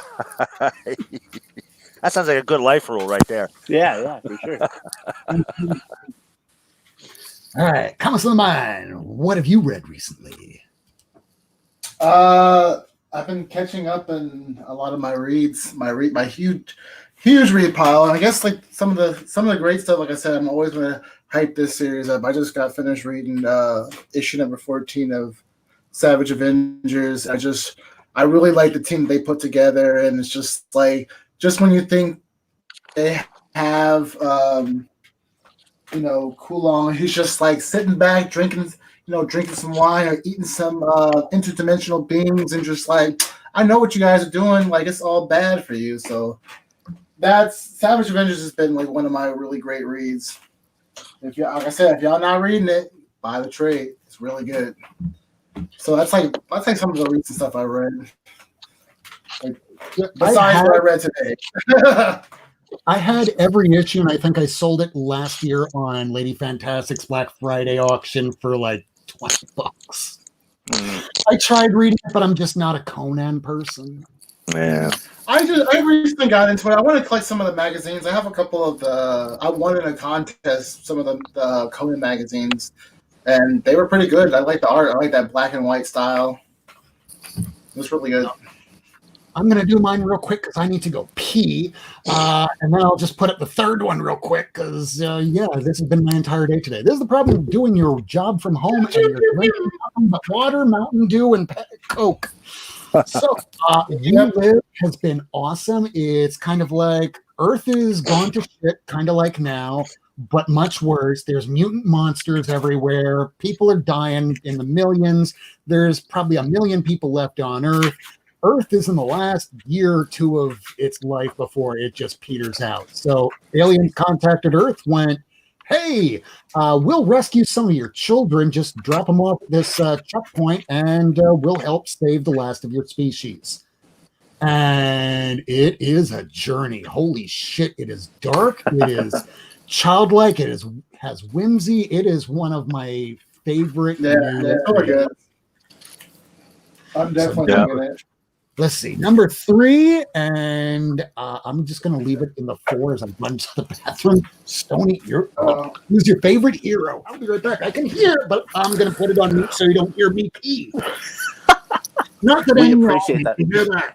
Thank you. Well, we appreciate that. Again. My favorite hero. I have always been a fan of Thor. I like Loki better. But we're talking about heroes, so it's got to be Thor. I don't care if it was the Mad Max version in the 90s or the shirtless version that he had for a while. I love every iteration of Thor. I'm a complete shill for Thor. So yeah, very nice. Thor was really good. I definitely agree. Very good choice. Do I have to say? I mean, do we maybe have an idea? I mean, we kind of, I don't know, start with M. He's probably pretty high up there. Although I'll be honest with you, very much all of his original appearances before Alan got his hands on the character, man, they are some unreadable comics. They're just written for a different audience. They're written for kids that didn't understand what the internet was, had never seen a breast. At this point, I was like 8 and I saw boobs. You know what I'm saying? So, and that was 1985 for Christ's sake. So, HBO for me, baby. So yeah, definitely Miracleman, and Miracleman, not Marvel Man. I know that's the character's original name, but definitely prefer the Miracleman moniker and the character that was created under that moniker. Yeah, if you were growing up in England, then I would understand if you read Marvel Man first. But if you would have said, I read Marvel Man first, and you were living here in America that whole time, I would call shenanigans. Shenanigans.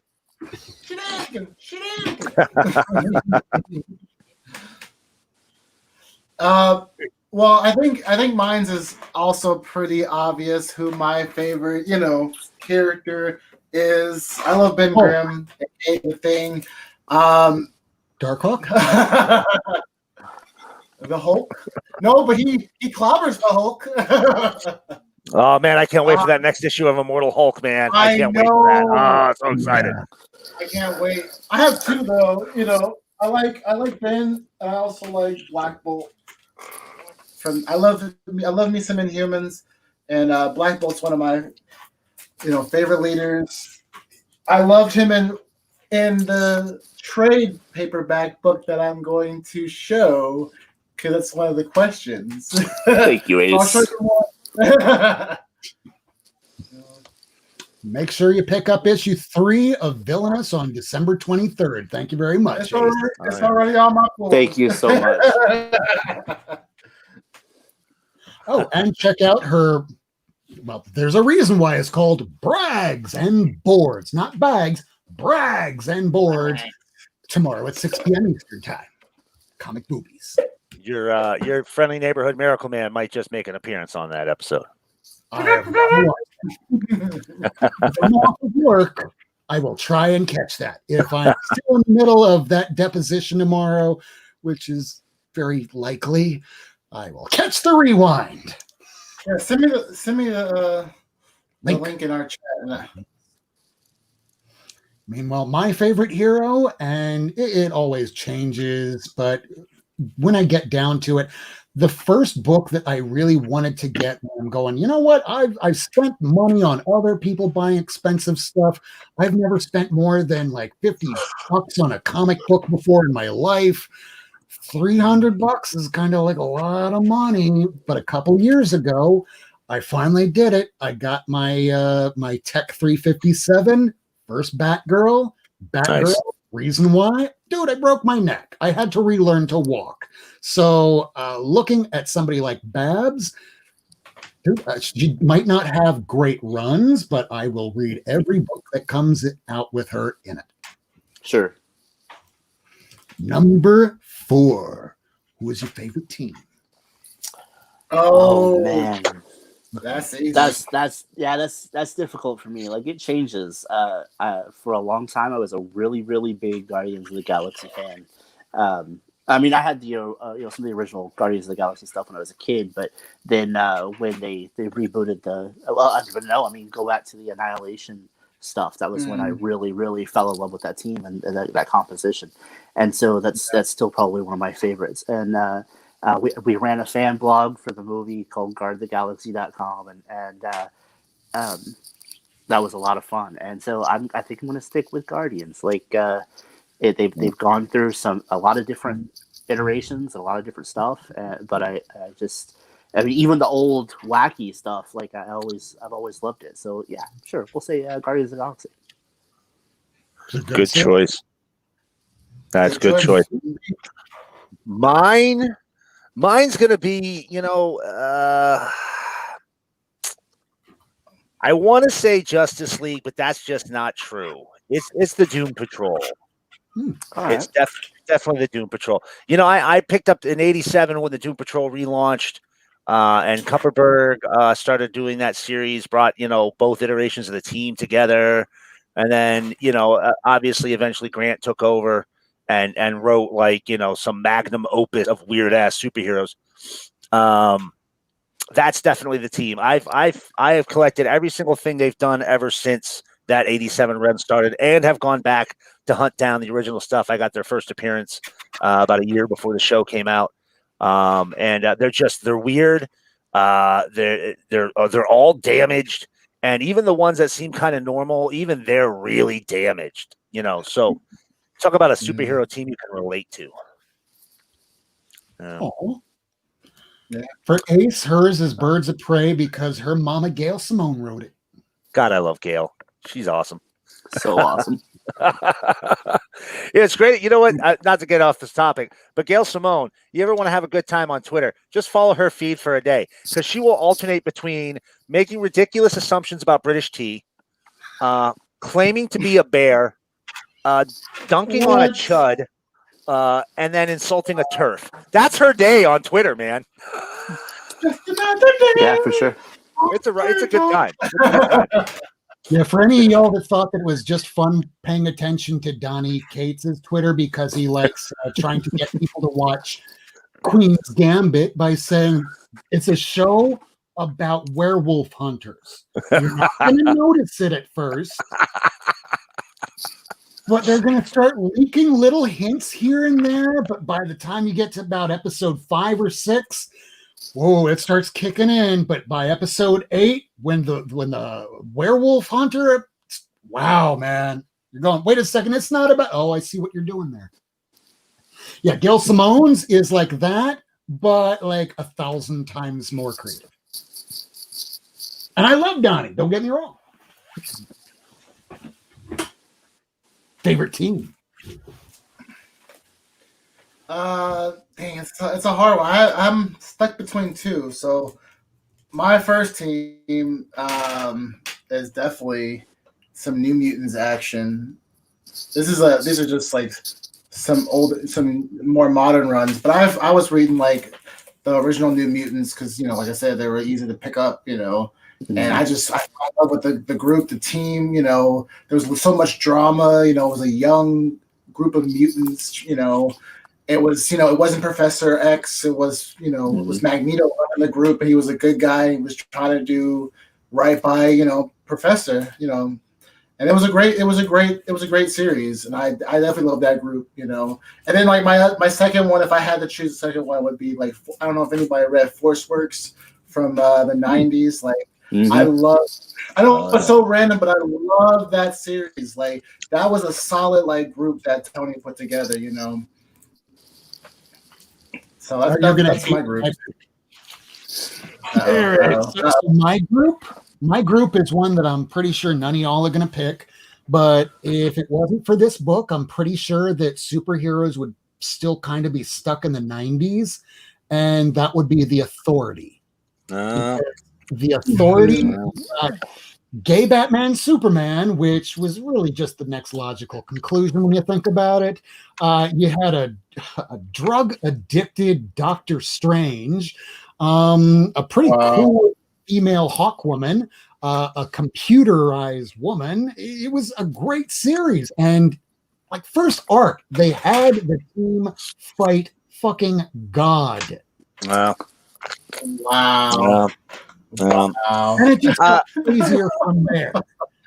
Great series. No one was reading Amazing Spider-Man. I mean, I just picked up like issues, like the last few issues from the first volume of ASM 1 through 30 for like $50 or so. Back then, no one was reading the superhero books. It was all homogenous vanilla crap.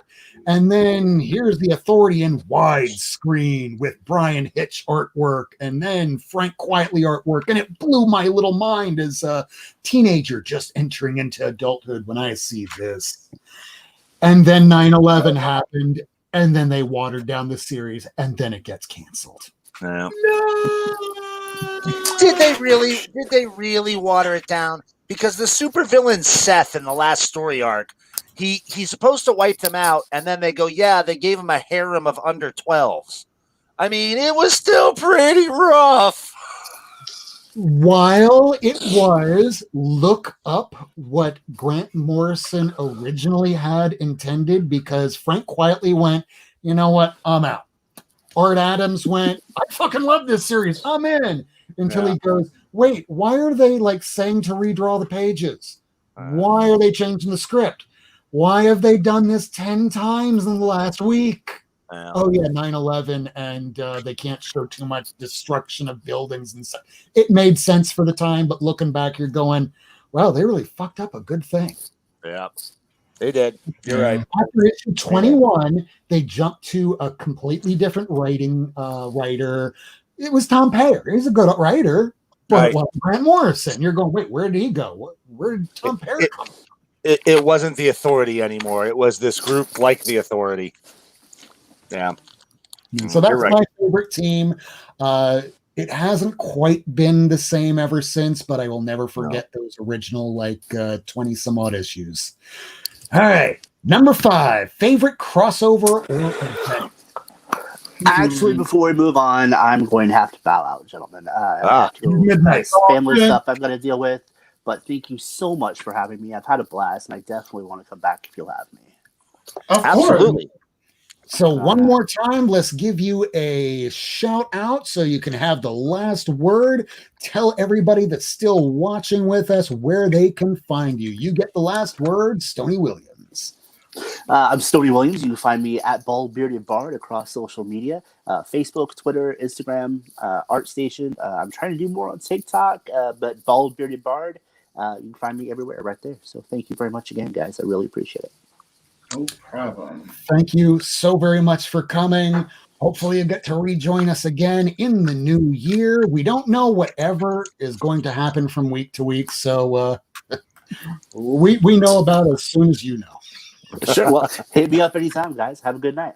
Thanks, Tony. Thanks for coming out.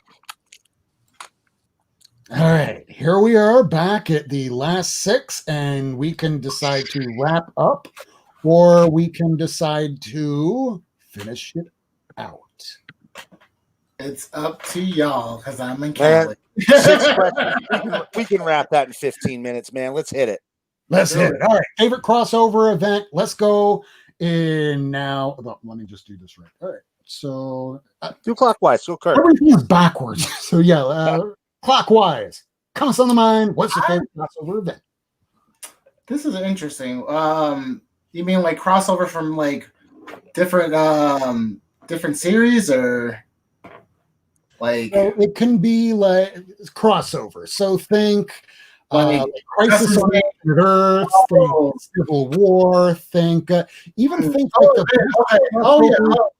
the Decks of fucking swords and multiple books and everything.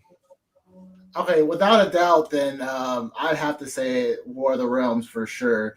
That's one of my like favorite crossovers because, like I said, I love like a lot of like Jason Aaron's like Thor, and it was all building up. The War of the Realms building up. He was taking over all these other realms already, and now like Earth was on his site, but it was just like years had went by, and we were just waiting for it. And then it finally came out, and then I bought every tie-in. And you know so what? Because of you. Yeah, it's because of you guys I got onto the Jason Aaron, but I have not gotten so far as War of the Realms yet. Keep going. Keep going. We'll get there. King of Thor. King of Thor is so good. I have all 4 issues. The problem I'm running into now is Mighty Thor. I'm missing like 6 or 7 issues. Once I have them all, I can blow through the rest of it, right on through that. I'll reread it with you. And Ace, we will finish it out. Wrap it in 40 minutes. 15. We'll see. We're talkers here. And luckily, holy shit, I don't have to start work at 8:30 tomorrow. It's 10 o'clock. So I can sleep in till like 7:30-ish. Well, that's nice. All right, back to the questions at hand. Favorite crossover? I mean, I'm going with same book that first book I remember reading, Crisis on Infinite Earths. I knew it. I mean, listen, I get it now today. If you pick up that book, it's very difficult to hear the individual voices of those characters. There was just too goddamn many characters on Crisis on Infinite Earths. So I totally understand that. But that book hit me like a ton of bricks in 86, 85, whenever it came out. It was huge, man. That very first issue, they destroy Earth 3, they kill the crime syndicate of America. They gather all these heroes from around the multiverse and put them in one super team. Man, that was just the coolest goddamn thing I ever saw. And it was an old Superman with like white hair on the side of his head. I thought that was the coolest shit I ever saw in my life. Superman saw some things. And think about it. Every single issue, there might be 2 issues in that whole 12 issues that are kind of All the rest of them are banger issues, one after the other. Forget the fact that the dialogue or that the voice of the character is not really heard. I hear that complaint. I totally recognize it. But look at the story. Look at the script. Yeah. And it's just a knockout script, one issue after another. I will say I have random parts of the story. I don't have the whole story. But the random parts that I've read have been really good. Like I've read 3. I read issue 1. I think I have issue one of the later issues. I can't remember, but those ones I read were pretty good. And the issue 1 blew my mind when you just see everything get just like disintegrating into this whiteness, nothingness. Yeah. I pretty much stopped at the issue that Flash sacrificed himself. And I still have 4 more to read after that. But that was at the beginning of COVID when I tried reading it.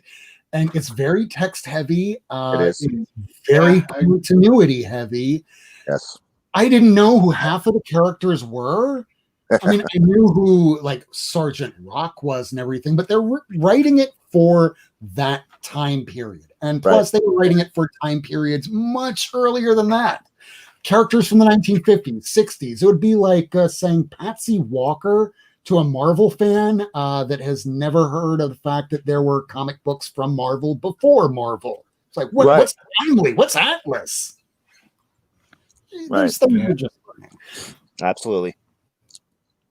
So I agree. For mine would probably just be like Civil War, just because it was one of those that it tied into all the events. You had to read everything in order to understand everything. And it actually moved the story forward, or at least gave the appearance. I love the Amazing Spider-Man tie-ins for that series. Those were like the best.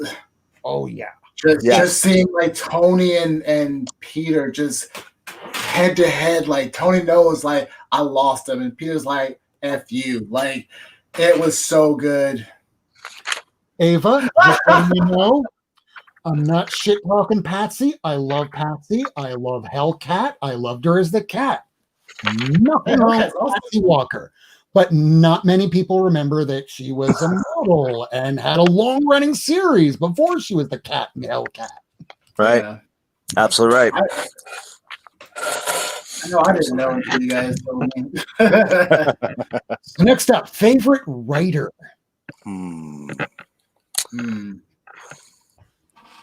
Interesting. Fairly easy one for me. What do you got, Kirk? Come back to me. I have to think about this one for a second.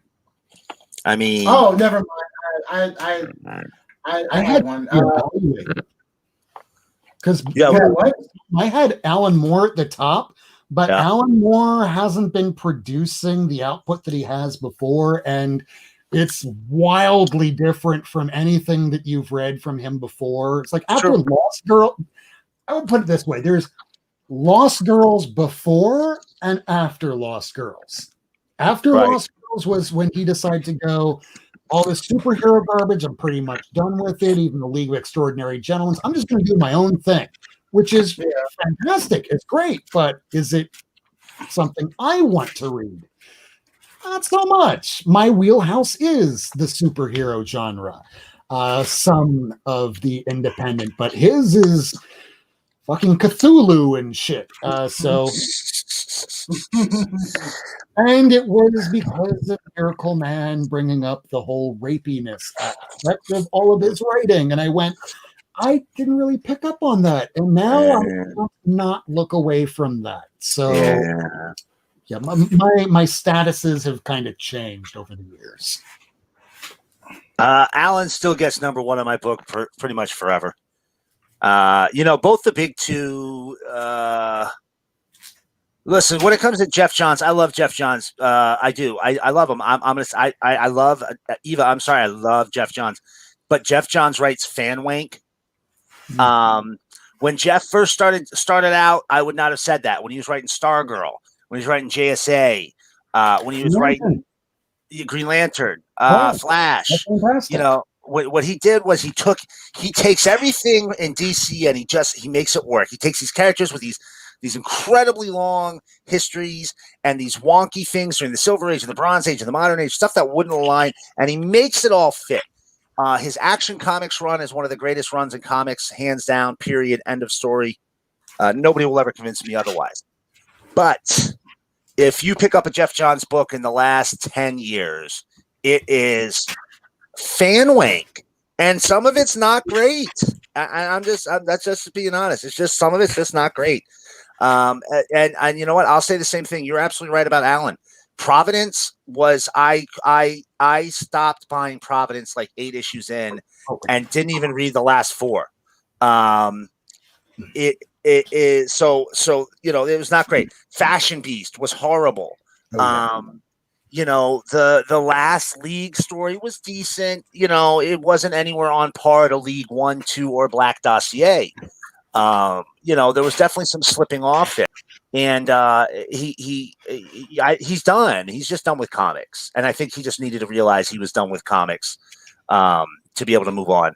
But you know what? Let me tell you right now, a good chunk of everything going on in the Marvel U right now all comes from Alan Moore and his Captain Britain stories. A huge chunk of what's going on in DC, pretty much in every story, came from Alan Moore. What kind of influential writer do you have to be to have worked in those two? How long did he work for DC? 4 years, 5 years? If that. He did work for Marvel for 3, 4. It wasn't a long time for either one of them. Alan invented Earth 616. Alan invented the Captain Britain Corps and Saturn 9. Who is a big part of the Uncanny X-Men story right now, the Sword of Extinction. Saturn 9, she's the one who stepped in between the battle. Basically the premise of every single character in DC right now that's not Superman or Batman or Hawkman was built by, hell, even a lot of Batman was built by Alan Moore. So it's still, he's going to be my favorite writer. If all I have to do is see his name on a book and I buy it. Period. All right. So I guess it's on me now. Yeah. Oh, nice. Hold on a second. We are looking at. Is that Raw? Is that a? No, it's the first appearance of the Agents of Wakanda. But I actually thought of my favorite writer, and it's once again I'm giving homage to Jason Aaron because he's writing Avengers as well. And I just like his style. Like he just knows how to write good lore, and tie things together. So yeah, I was gonna go with Hickman, but I was like some of Hickman's stuff confuses me, and I always have to read it like multiple times. I don't have to do that with Jason Aaron. I can read it and it's like explained really well, so I don't that you can enjoy it without have to be like symbols. But yeah, I always like writers that make me feel something. John Hickman, great writer, but he feels surgical and a little bit cold at the end of things. I don't really feel anything at the end. Are you reading Decorum? You get that feeling of Decorum. I have every issue. I'm waiting till issue 6 before reading it before I decide to keep it a chuckle. No. But I am going to be reading it. I haven't read it. At least I'll admit it.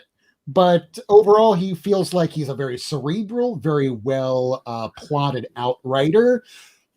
But it just doesn't feel very natural to me. That might just be me again. So for me, my favorite writer is Brian K. Vaughan because everything that he writes makes me feel something. And the older I get, that's pretty much all I'm looking for because I've read so much, watched so many movies, read so many books that I can tell you what's going to happen from one moment to the next in most stories. So if I don't know what's going to happen next, hey, you got me. If you make me feel something, even if the story is shit, I will love you forever as a writer. This guy can plot out. He can nail the landing. He has great concepts, and his execution is pretty much flawless. I haven't read Paper Girls yet because I'm for some reason missing it. 3 or 6, I can't remember which one. So I read the first few, and then I ran over one of them. Fuck me. But I know it's out there, and I can't wait to read it. And I know I have a masterpiece on my hands because I know that Why the Last Man, one of my favorites of all time, Saga, halfway through. Can't wait for the rest of it, even if there won't be. It's really good, yeah. But that's mine. And yeah, as Sleepy Reader says right here, doesn't seem to have any missteps so far. At least in his comic writing. Yeah, least favorite writer. I don't have a least favorite writer because if you are my least favorite writer, I wouldn't remember your name. Agreed. You're not worth me picking up and not worth my time bad-mouthing other people. All right. So next up we have favorite artist. Ooh. I think we already know this one for me. Well, who is it? Is it Scott Shaw? It's Scott Shaw. It starts with an S. We all know it starts with an S. You're lucky I can't reach it because the wall is right over there. I just got up and walked to my wall. I do have one. There he is. I love Mr. Young. If you can't tell, usually I make huge. Usually when I do my videos, I'm standing in front of my wall of Scotty, which is a sentient being and will consume my whole room once I have that many covers. But it's always hungry for more. But yeah, I love Scotty Young. Great cover. Yeah, thank you. I also like Alex Ross. Like Alex Ross is a really good cover artist. I'm definitely digging his Iron Man covers. By the way, for anybody at home, if you know that there is a Scotty Young variant to the King in Black, please let Comics on the Mind know because I went to 3 shops today and they're like, what the fuck are you talking about? Like, Scotty Young, I don't know what it looks like. I don't know what if it exists. Every one of them goes, I'm pretty sure that's a store variant because, hold on, let me check my literally thousands of copies I got. Nope, no Scotty Young. So if you have one at home, send it over to this man. Please, I'll buy it off you. a buddy of mine sent me the pictures. Like, look what's coming out. You have to get it. I was like, yeah, I'm gonna reserve that, and I forgot. Happens to the best of us. I actually saw Sleepy Reader 666 here said my favorite artist changes every week, and you know what? Mine really does too. I mean, I love Alex Ross. I love James Stokey. I love Michelle Fife. I love Alan Davis. I mean, we're talking. That's the full spectrum of artists. Aparo. Jim. I mean, there's so many great, incredible art. You know what? Strangely enough, not a big fan of Neil Adams. Don't hate him. Just not a big fan. But my tastes range everywhere from the really eclectic all the way up to the photorealistic. And, it really just depends on the artist, the story, what they're drawing. You could hand me anything with James Stokey drawing it and I'll love it. It'll look insane in some instances, but I'll absolutely love it. And same thing with Alex Ross. You can hand me anything he's drawn. I'll feel like I can reach into the page and shake that person's hand, and love it. But my taste definitely changed. I couldn't nail a favorite artist for sure. I agree with that wholeheartedly, and it's pretty much as a result of you, dude, that you sent me these Rocketeer comics, and I knew who Dave Stevens was. As a comic collector, I get on kicks. We all have our little things. Oh, yeah. Steven Spock, he has his reflective covers, but when I get on something, I am like a rabid dog. I'm like, Wow, let me get every single one of you motherfuckers until I have everything. So before you sent me that Rocketeer, I already had the first appearance of Rocketeer, and the guy that I met at the garage sale, he wound up having this. So I picked this up. Love that cover. After I had this, after I had every issue of the Rocketeer, I went, you know what? Most of these Stevens covers aren't that expensive. I have this one here. I just picked up on eBay the Space Vixens, which I'll show hopefully next week. And you inhale the soul of Satan. Hold on. You stop vaping. You inhale the soul of Satan and exhale the love of Jesus.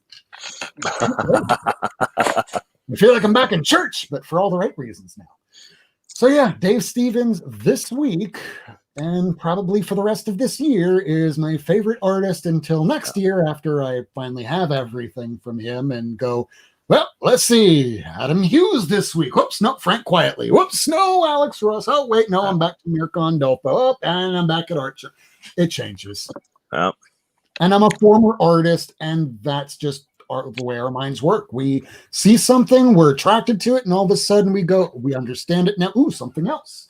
Oh, something else. Yeah. ADHD is real, people. For real. Bill Anderson. Bill Anderson is an artist. Most people don't know his name. Bill Anderson was the artist on the original Elementals run with Bill Willingham. Okay. He worked on the Justice Machine annual that had the Thunder Agents on the cover. When I first started getting into the Elementals, I absolutely fell in love with Anderson's work and started chasing it all over the place. And it's a name that nobody is hunting down Bill Anderson's work. And it's not because he's a bad artist. It's just because he's not one of the superstars. And he's a solid, great comic artist. And, exactly like you said, we start getting on something and we just chase it. Yeah. Well, because you know who's going to be the next artist after Dave Stevens, and he's going to be a lot harder. Wally Wood. Oh yeah, he's tough. Yeah, and the only person that's going to be harder than that, Matt Baker. Oh yeah, that's next to impossible, bro.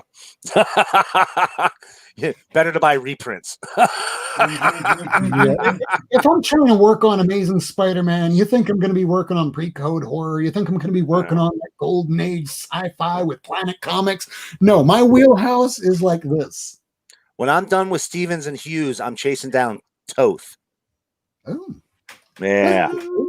Yeah. His Black Canary is the hottest goddamn thing I ever put to pen and paper, man. I'll tell you that right now. I can agree with that. Yeah. So next up, favorite comic book movie. Mine is easy. Well, you go first. You haven't gone first yet. Oh, okay. Yeah, well, go ahead. I'll go first then. My favorite is Spider-Man 2. Now, not amazing. Tobey Maguire one? Yes. Nice. Yeah, I agree. One reason why it's co-written by Michael Chabon, and that guy wrote a little something called The Adventures of Cavalier and Clay. This guy is a fucking Pulitzer Prize winner. That means that when you went to go see Spider-Man 2, by the time that movie came out, he was a Pulitzer Prize winning writer, which means by proxy, Spider-Man 2 is written by a Pulitzer Prize winning writer. So to me, Spider-Man 2 is worthy of a Pulitzer. That's how good I think it is. Yeah, that's pretty good. You know what my favorite comic movie is? And everybody here, you can diss me on this all you want. Favorite of all time, Mystery Men. I will watch that movie anytime it comes on. I have it on DVD. I have it on VHS. If I see it on Blu-ray, I'm going to buy it on that. That's I'm about to buy you a digital copy and send it to your email. If they still made laser discs, I'd buy it on that and then buy a laser disc player just to fucking watch it. Dude, I burned out my laser disc. Is that even possible? It is in this movie. Wow. How about you, Kurt? Mine's is the Hell yeah. Mine's is the Batman, the Michael Keaton Batman Oh, good all choice. day. That was like one of my first superhero movies watching when I was a kid. It made me I was just so like struck with his like Tim Burton style. Like it was great, you know. So that definitely like left an impact on me as a kid. Left a lot of impact on a lot of other people that are still comic book collectors to this day. Oh yeah. Definitely opened it up to a whole new set of people. Yeah. All right, on to number 9. Let's hope I spelled that one correct. Favorite independent comic book? I mean, the one that I have the most issues of is going to be Walking Dead. I mean, that counts as an independent, right? Yeah. You know. So I mean, I think it's number 5 or number 4 in my list of most issues. It was 193 issues. I bought the whole thing, you know, as it came out. So Walking Dead would probably fall under my favorite independent book. That was. And that can actually, we'll expand it a little. Let's just say independent, meaning not a superhero. So we could even say, you know what, Sandman, fine. It's produced by DC, but there was no like Superman, Batman to carry the book. It was all just fantastic writing. But mine, because I'll always have to go by from week to week, I will remember where and when I've gotten books. I don't know why. I can't remember what I ate last week for dinner. I can tell you, like, when I picked this book up. I can tell you when I picked this book up. I can do that for all these. For my independent book, it's going to be Saga, because not once from month to month did that go below like my top 3 books to be read on day 1 within the first hour of getting home. Saga never dropped past the first 3, no matter what. Walking Dead, that dropped during times. There were times when they were stuck on the farm, and for some reason the whole fucking TV series did a season on that shit, and it felt like forever in the comics. It was just a couple issues, but it bored the hell out of me. And then you finally read the end of Walking Dead, and Kirkman says, yeah, I wanted to end this shit like 80 issues ago, but you know, reasons. So you kept it going and finally just went, you know what, I'm taking my ball, going home. AMC fucked me, I'm out, bye. Yeah, I don't feed them any more storylines, right? That's why they didn't have a Fantastic Four book out forever. They wouldn't be feeding Sony any more goddamn storylines. So how about you, Comics on the Mind? I think this is also another very obvious question. What is my favorite independent series? Of course, I can show you every copy that I have. But I love I hate Fairyland. This is the variant. I fuck Fairyland. And then also like Kanto. Like this series like really made like an impact on me when it came out. Like I have like the whole run, and I have the trade paperback. Like, and I usually don't buy a lot of trade paperbacks. But yeah, those are probably like 2 of my favorites that are coming out. Like that came out recently. Well, you know, Kanto came out recently. But yeah, those are my. Hell, I love We Live. It's only 2 issues in. It's too early. I do too. I know. I can't wait to see where it goes. Like, for all I know, it could shit the bed by issue 5. But 2 issues in, it's gripping stuff. Yeah. But I'm not going to call anything until it finishes its first arc. Yeah, agreed. Yep. All right, so next up, favorite graphic novel. And to be sure, we have 2 categories here. Favorite graphic novel, so I'm going to guess this is more like original graphic novel, and then there's a number 11, favorite trade paperback. So starting with favorite graphic novel. And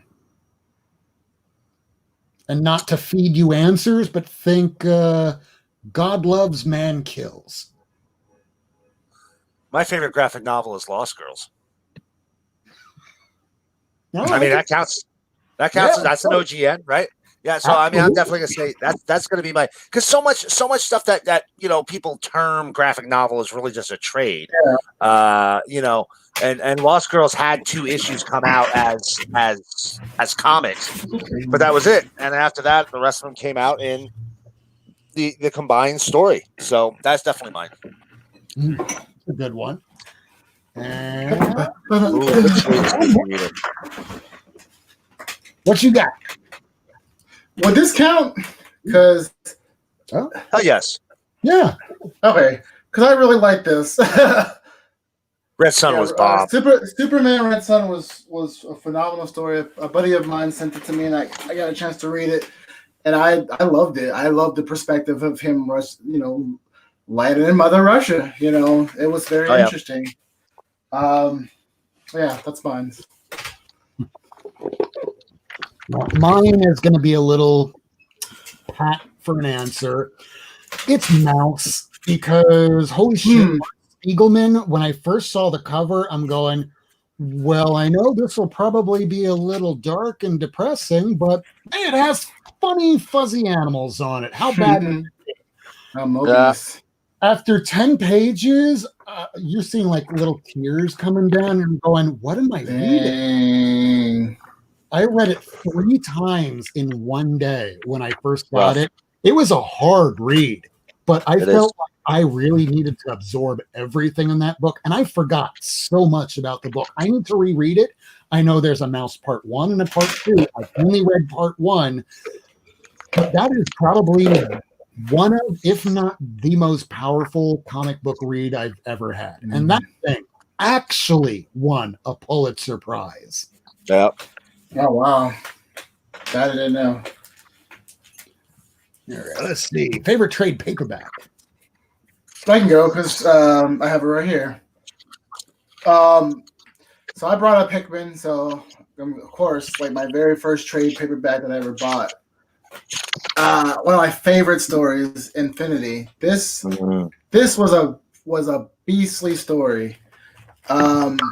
Looks like you enjoyed that thoroughly. Oh yeah, this has been in my backpack. Like, it's come to me with school. I've read some of the stories to my students. Like, my favorite scene, I wish I could find it, is when like Thanos and Black Bolt are fighting, and Black Bolt is just yelling in his face, and Thanos just obliterates him. But yeah, this story was just told so well, of like the incursion, and yeah, it was great. I can read this many times. I'm actually reading this again already. I should be reading other books, but I'm reading that. Sometimes we stick with the things that we love the most. Yeah.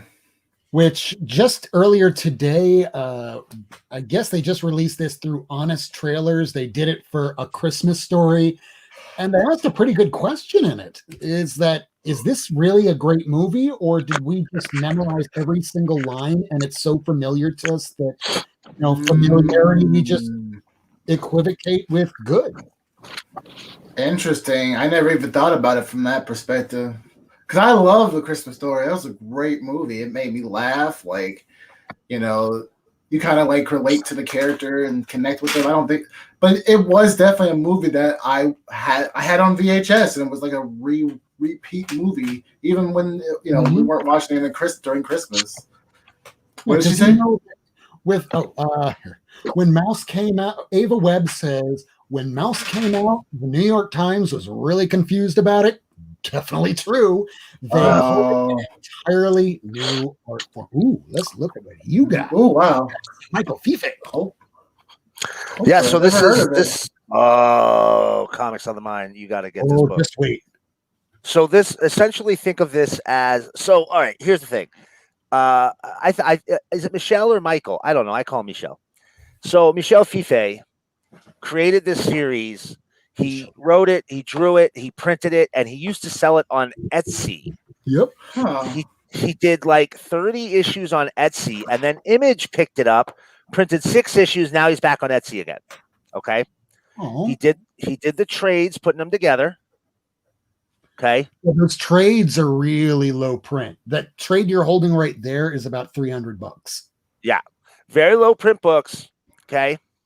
The trades have been re-released by Image. So you'll see this where it says Image instead. Okay. Oh, wow. It'll be identical, but this will say Image instead of Bergen Street Press, because Bergen Street Press is him. This is essentially Suicide Squad in the multiverse. So not in the multiverse. Wow. A Suicide Squad from another Earth in the multiverse. This is not Deadshot, though the dude's name is Floyd. This is not Bronze Tiger. This is not Shade the Changing Man. This is not Count Vertigo. This is not Captain Boomerang, although his name is Harkness, I think, still, or Digger, one or the other. Either way, they're essentially it's Suicide Squad, and he does it, and for whatever reason, DC hasn't sued him, and they let him do it anyway, and it's a fucking phenomenal book. You absolutely should read Cobra. Yeah, I wound up because when I tried finding the books about maybe 2 years ago or so, first issue alone, if I could find it at all, it was about $500 and shit. $800 for like an 8.5, and this was 2 years ago.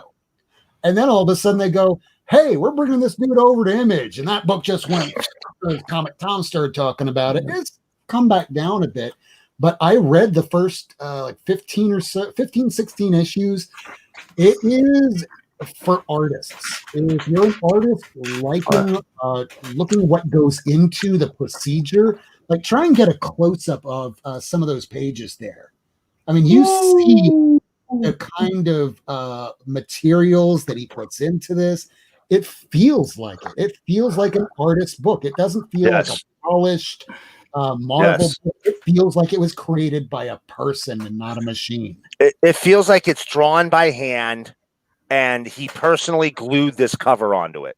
Yeah. Oh, wow. Yeah. Wow. That's what it feels in the like. best possible way. Yes. Dang.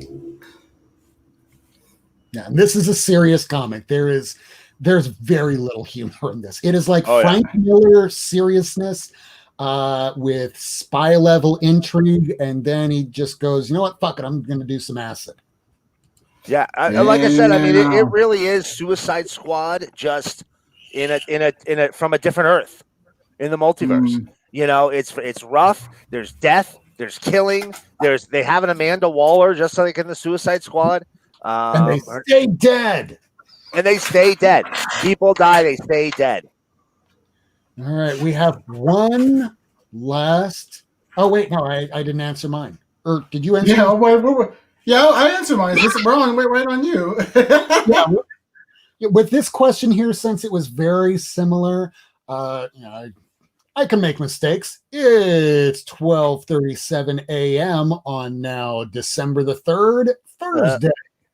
My favorite trade paperback is the collected edition of something similar to what they're doing to Walking Dead right now. But if they tried doing this in a full compendium, it would be about this big, maybe a little bigger. My favorite is something called Bone by Jeff Smith.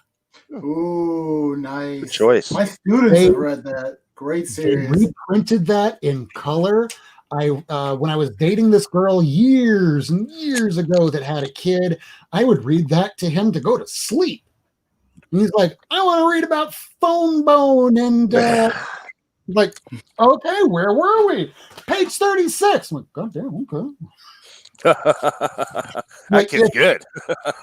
The kid knew, but the one thing I had to learn the hard way, little boys, when they're growing up, if you show them something with even a smidge of violence, like, I don't know, Marvel, what was that show that they had? It was like the Marvel Avengers, but it was the good one where they were still dressed kind of like their outfits from the 80s.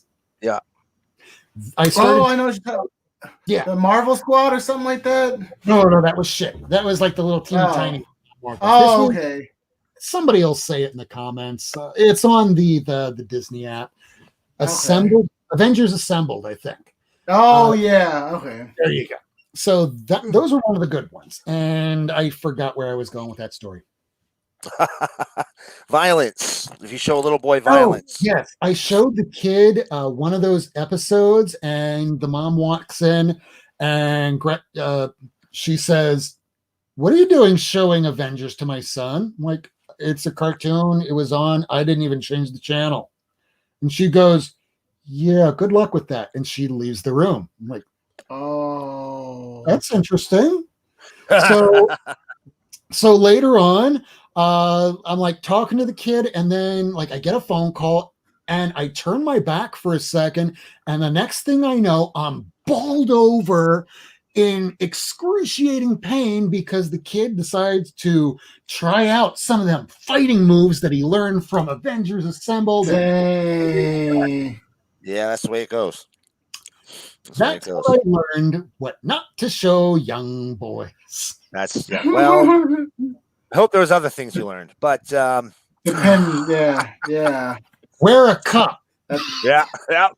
That's a good one. Ooh, Stay away from yeah. little kids. They like hurting you. I am easily injurable. Clearly. All right. So last question. Now we're approaching the 1 a.m. hour. Thank you for those that have stuck with us through this broadcast. Thank you, replay viewers. If you've made it 2 hours and damn near 40 minutes into this, this is our last question of the night. And my mouse died, I think. No! There it goes. Now it says connected. I guess I need to change. I know what it is, so I can say it. Marvel or DC? Not even a contest. Hmm. DC all the way. DC all the way, all day, baby. Depends on the time period. Yeah, I guess that's kind of fair. I think we know the answer for me. Yeah. Marvel all day for me. Sorry. Well, I'm just going to base this off of, and I don't really need to look at a CLZ app to figure out what I probably have more of, what I'm more concentrated on. So how about I do it this way? How about I show the audience and you tell me? So on this side of the room over here, or my DC, there's the Batman's all at the top, going all the way to Zatanna right there in the corner. And then we have on this side all of the Marvel. So, well, down there are all the independents. So I guess if I'm being honest, and I am in now the Hall of Justice, I have to be honest in my capacity as a court reporter. Marvel, all the way, 100%, with the exception of DC, right around early 2000s, right up until New 52, and stop at New 52. Yeah, okay, I can't argue that point. Southern Comic Geek, you are hilarious. Valiant.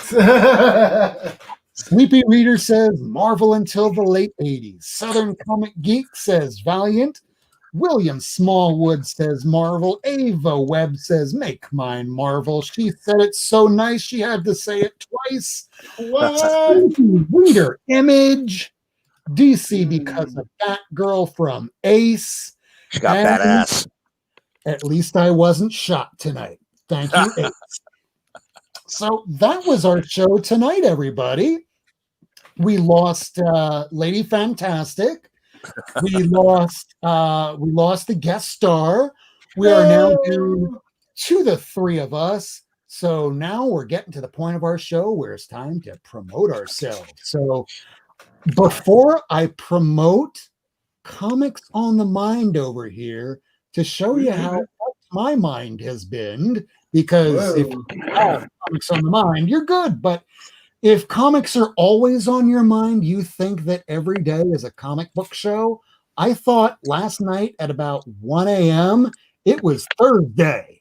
And I turned on Gorilla Todd and went, who the fuck's Kirk? I watched 20 more minutes and I'm like, damn, I got to be awake at like 8:30. Maybe Kirk will pop on in a couple minutes. It's almost 2 a.m. at this point until I go, no way. Oh shit, it's new comic. What he's on tomorrow. So go ahead and promote yourself. That's hilarious. Well, that great story pretty much promoted what's going on tomorrow, which is a show that I do It's not today for me. It's today for you. It is 9:44 for me because I'm on the, as that description says right there, the West Coast. But tomorrow for me, today for you, in a couple of hours, I will be doing a show called The Teacher's Lounge, where we talk teaching, comics, and everything else in between. Come check us out. If you want to be on the show, just let us know, and we'll shoot you the link. We love having conversations. We love hearing everybody's perspective and still stay in the community at the same time. So if that's something you'd like to see, come on by. I was just recently on Lamer Frame on Just a Rican show. It was hilarious. We were doing a competition on drawing the Flintstones. If you did not see that, go to his channel and check it out. It was hilarious. I won one challenge. That was it. I voted for you a few times. You did have the best drawing for a couple of them. I like the Betty, but I didn't know we were allowed to have an actual like reference. I had like little sketches that I was practicing earlier that day. That was like my like cheat sheet right there. But we can reference something, so I was like, oh, yeah, I just might as well look at something. But yeah, but you know, I'm trying to post more on my YouTube. Have a couple of more ideas. I want to start doing like some review videos, so that might start coming soon, especially after I get a better camera. But yeah, you'll see me on IG every once in a while, and in your chat sometimes. It's just a chatting away with you guys. You might notice me laughing here when you're saying, I'm going to get a better camera. So here's the funny thing that I had to learn the hard way when I spent a lot of money on these cameras, is that until you get about 1,000 subscribers or so, it kind of bumps you down a bit. So really, I'm streaming right now at 720p because I'm using the free version of StreamYard. And when I go to do the playback later, it still looks kind of choppy in areas. So it really does depend in the end through YouTube how many people sub up to you before they go, we'll give them a little extra bandwidth so they look better. Because when I watch Reggie, and everybody knows who Reggie is in the comic book. Reggie collects. Yep. Yeah, he's the man. Reggie, the body builder and comic collector. His first live stream every Sunday. When you used to watch his older videos, they looked kind of like how yours does now. And once he broke through that like 1,000 barrier, when he was streaming live, it was crystal clear. Wow, that's crazy. So if I'm almost at 400. We're getting there. We're getting there close. But bring more people to the show and we'll look better for you out there. I won't look better. I'm just going to still look like this, but at least it'll look clear. So sub up to this channel. And you know who else is joining us? Who will give a little bit of a promote yourself at the end. We're going to be having Ace join us. She's camera on. She's getting set up in the background. So in the meantime, why don't you go ahead and promote yourself? Miracleman. Oh, I just removed him. No, you kicked him out. Dear God. Oh, well. I guess I'll just go to bed. So come on and see me at Komodo1977 over on Twitter. We talk about comics. We can pop some chuds in the mouth verbally. And Comicsgate is a hate group made up of has-beens, never-wases, wannabes, and the type of trash that got thrown off of 4chan. Just in case you didn't know. Other than that, I should also be on, I think, Ace's show tomorrow, where we're going to talk about comics and boobies. And I'm very excited. Very excited. That Ace. Boobies. Let's talk about boobies.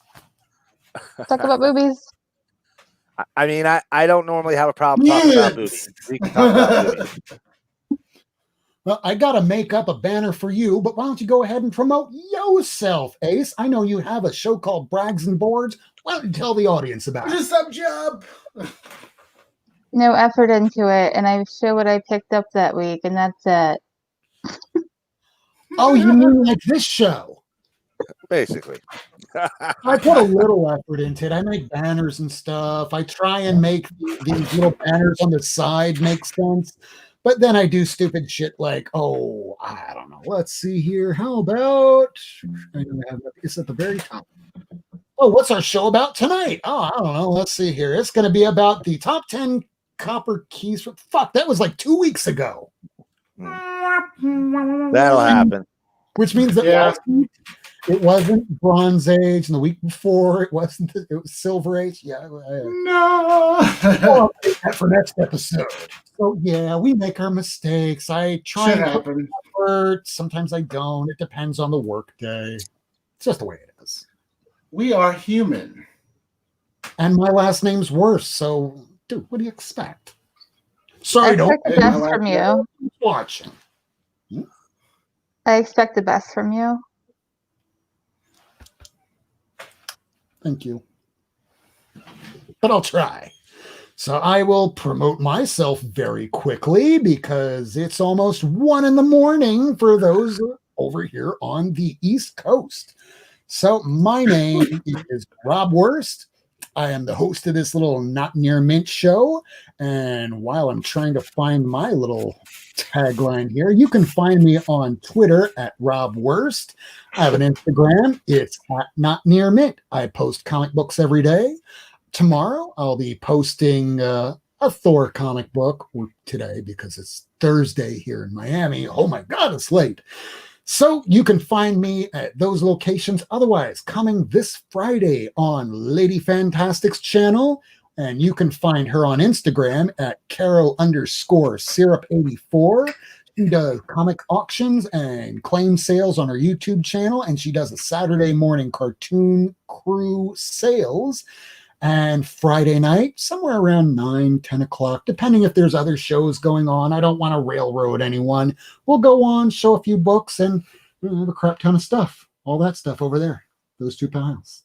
So that's coming this Friday. And lastly, just to let everybody know where I get my comic books, his name is John Freshley. You can find him on Instagram at Miami Fresh Comics. He does regular claim sales on his Instagram page, usually on Thursdays, right around 6 o'clock or so. He will be having a Sunday, the last one of December. Make sure to tune into his Instagram at 11 a.m. Eastern Time for looks kind of like the ones that you see behind me. And he'll give you a good deal. Rob Wurst, that Not Near Mint bastard sent you. So until it's Friday, you bastards, this has been Not Near Mint, and I'm going to get ready to share my screen so I can close out the show. So I'm going to bring it back to the rest of the audience and wish you all good night. We'll see you next time. Same bat time, same bat channel, 10 p.m. Eastern Time, our regular time at the Not Near Mint Show. Good night, everybody. Night, everybody. Bye, everybody.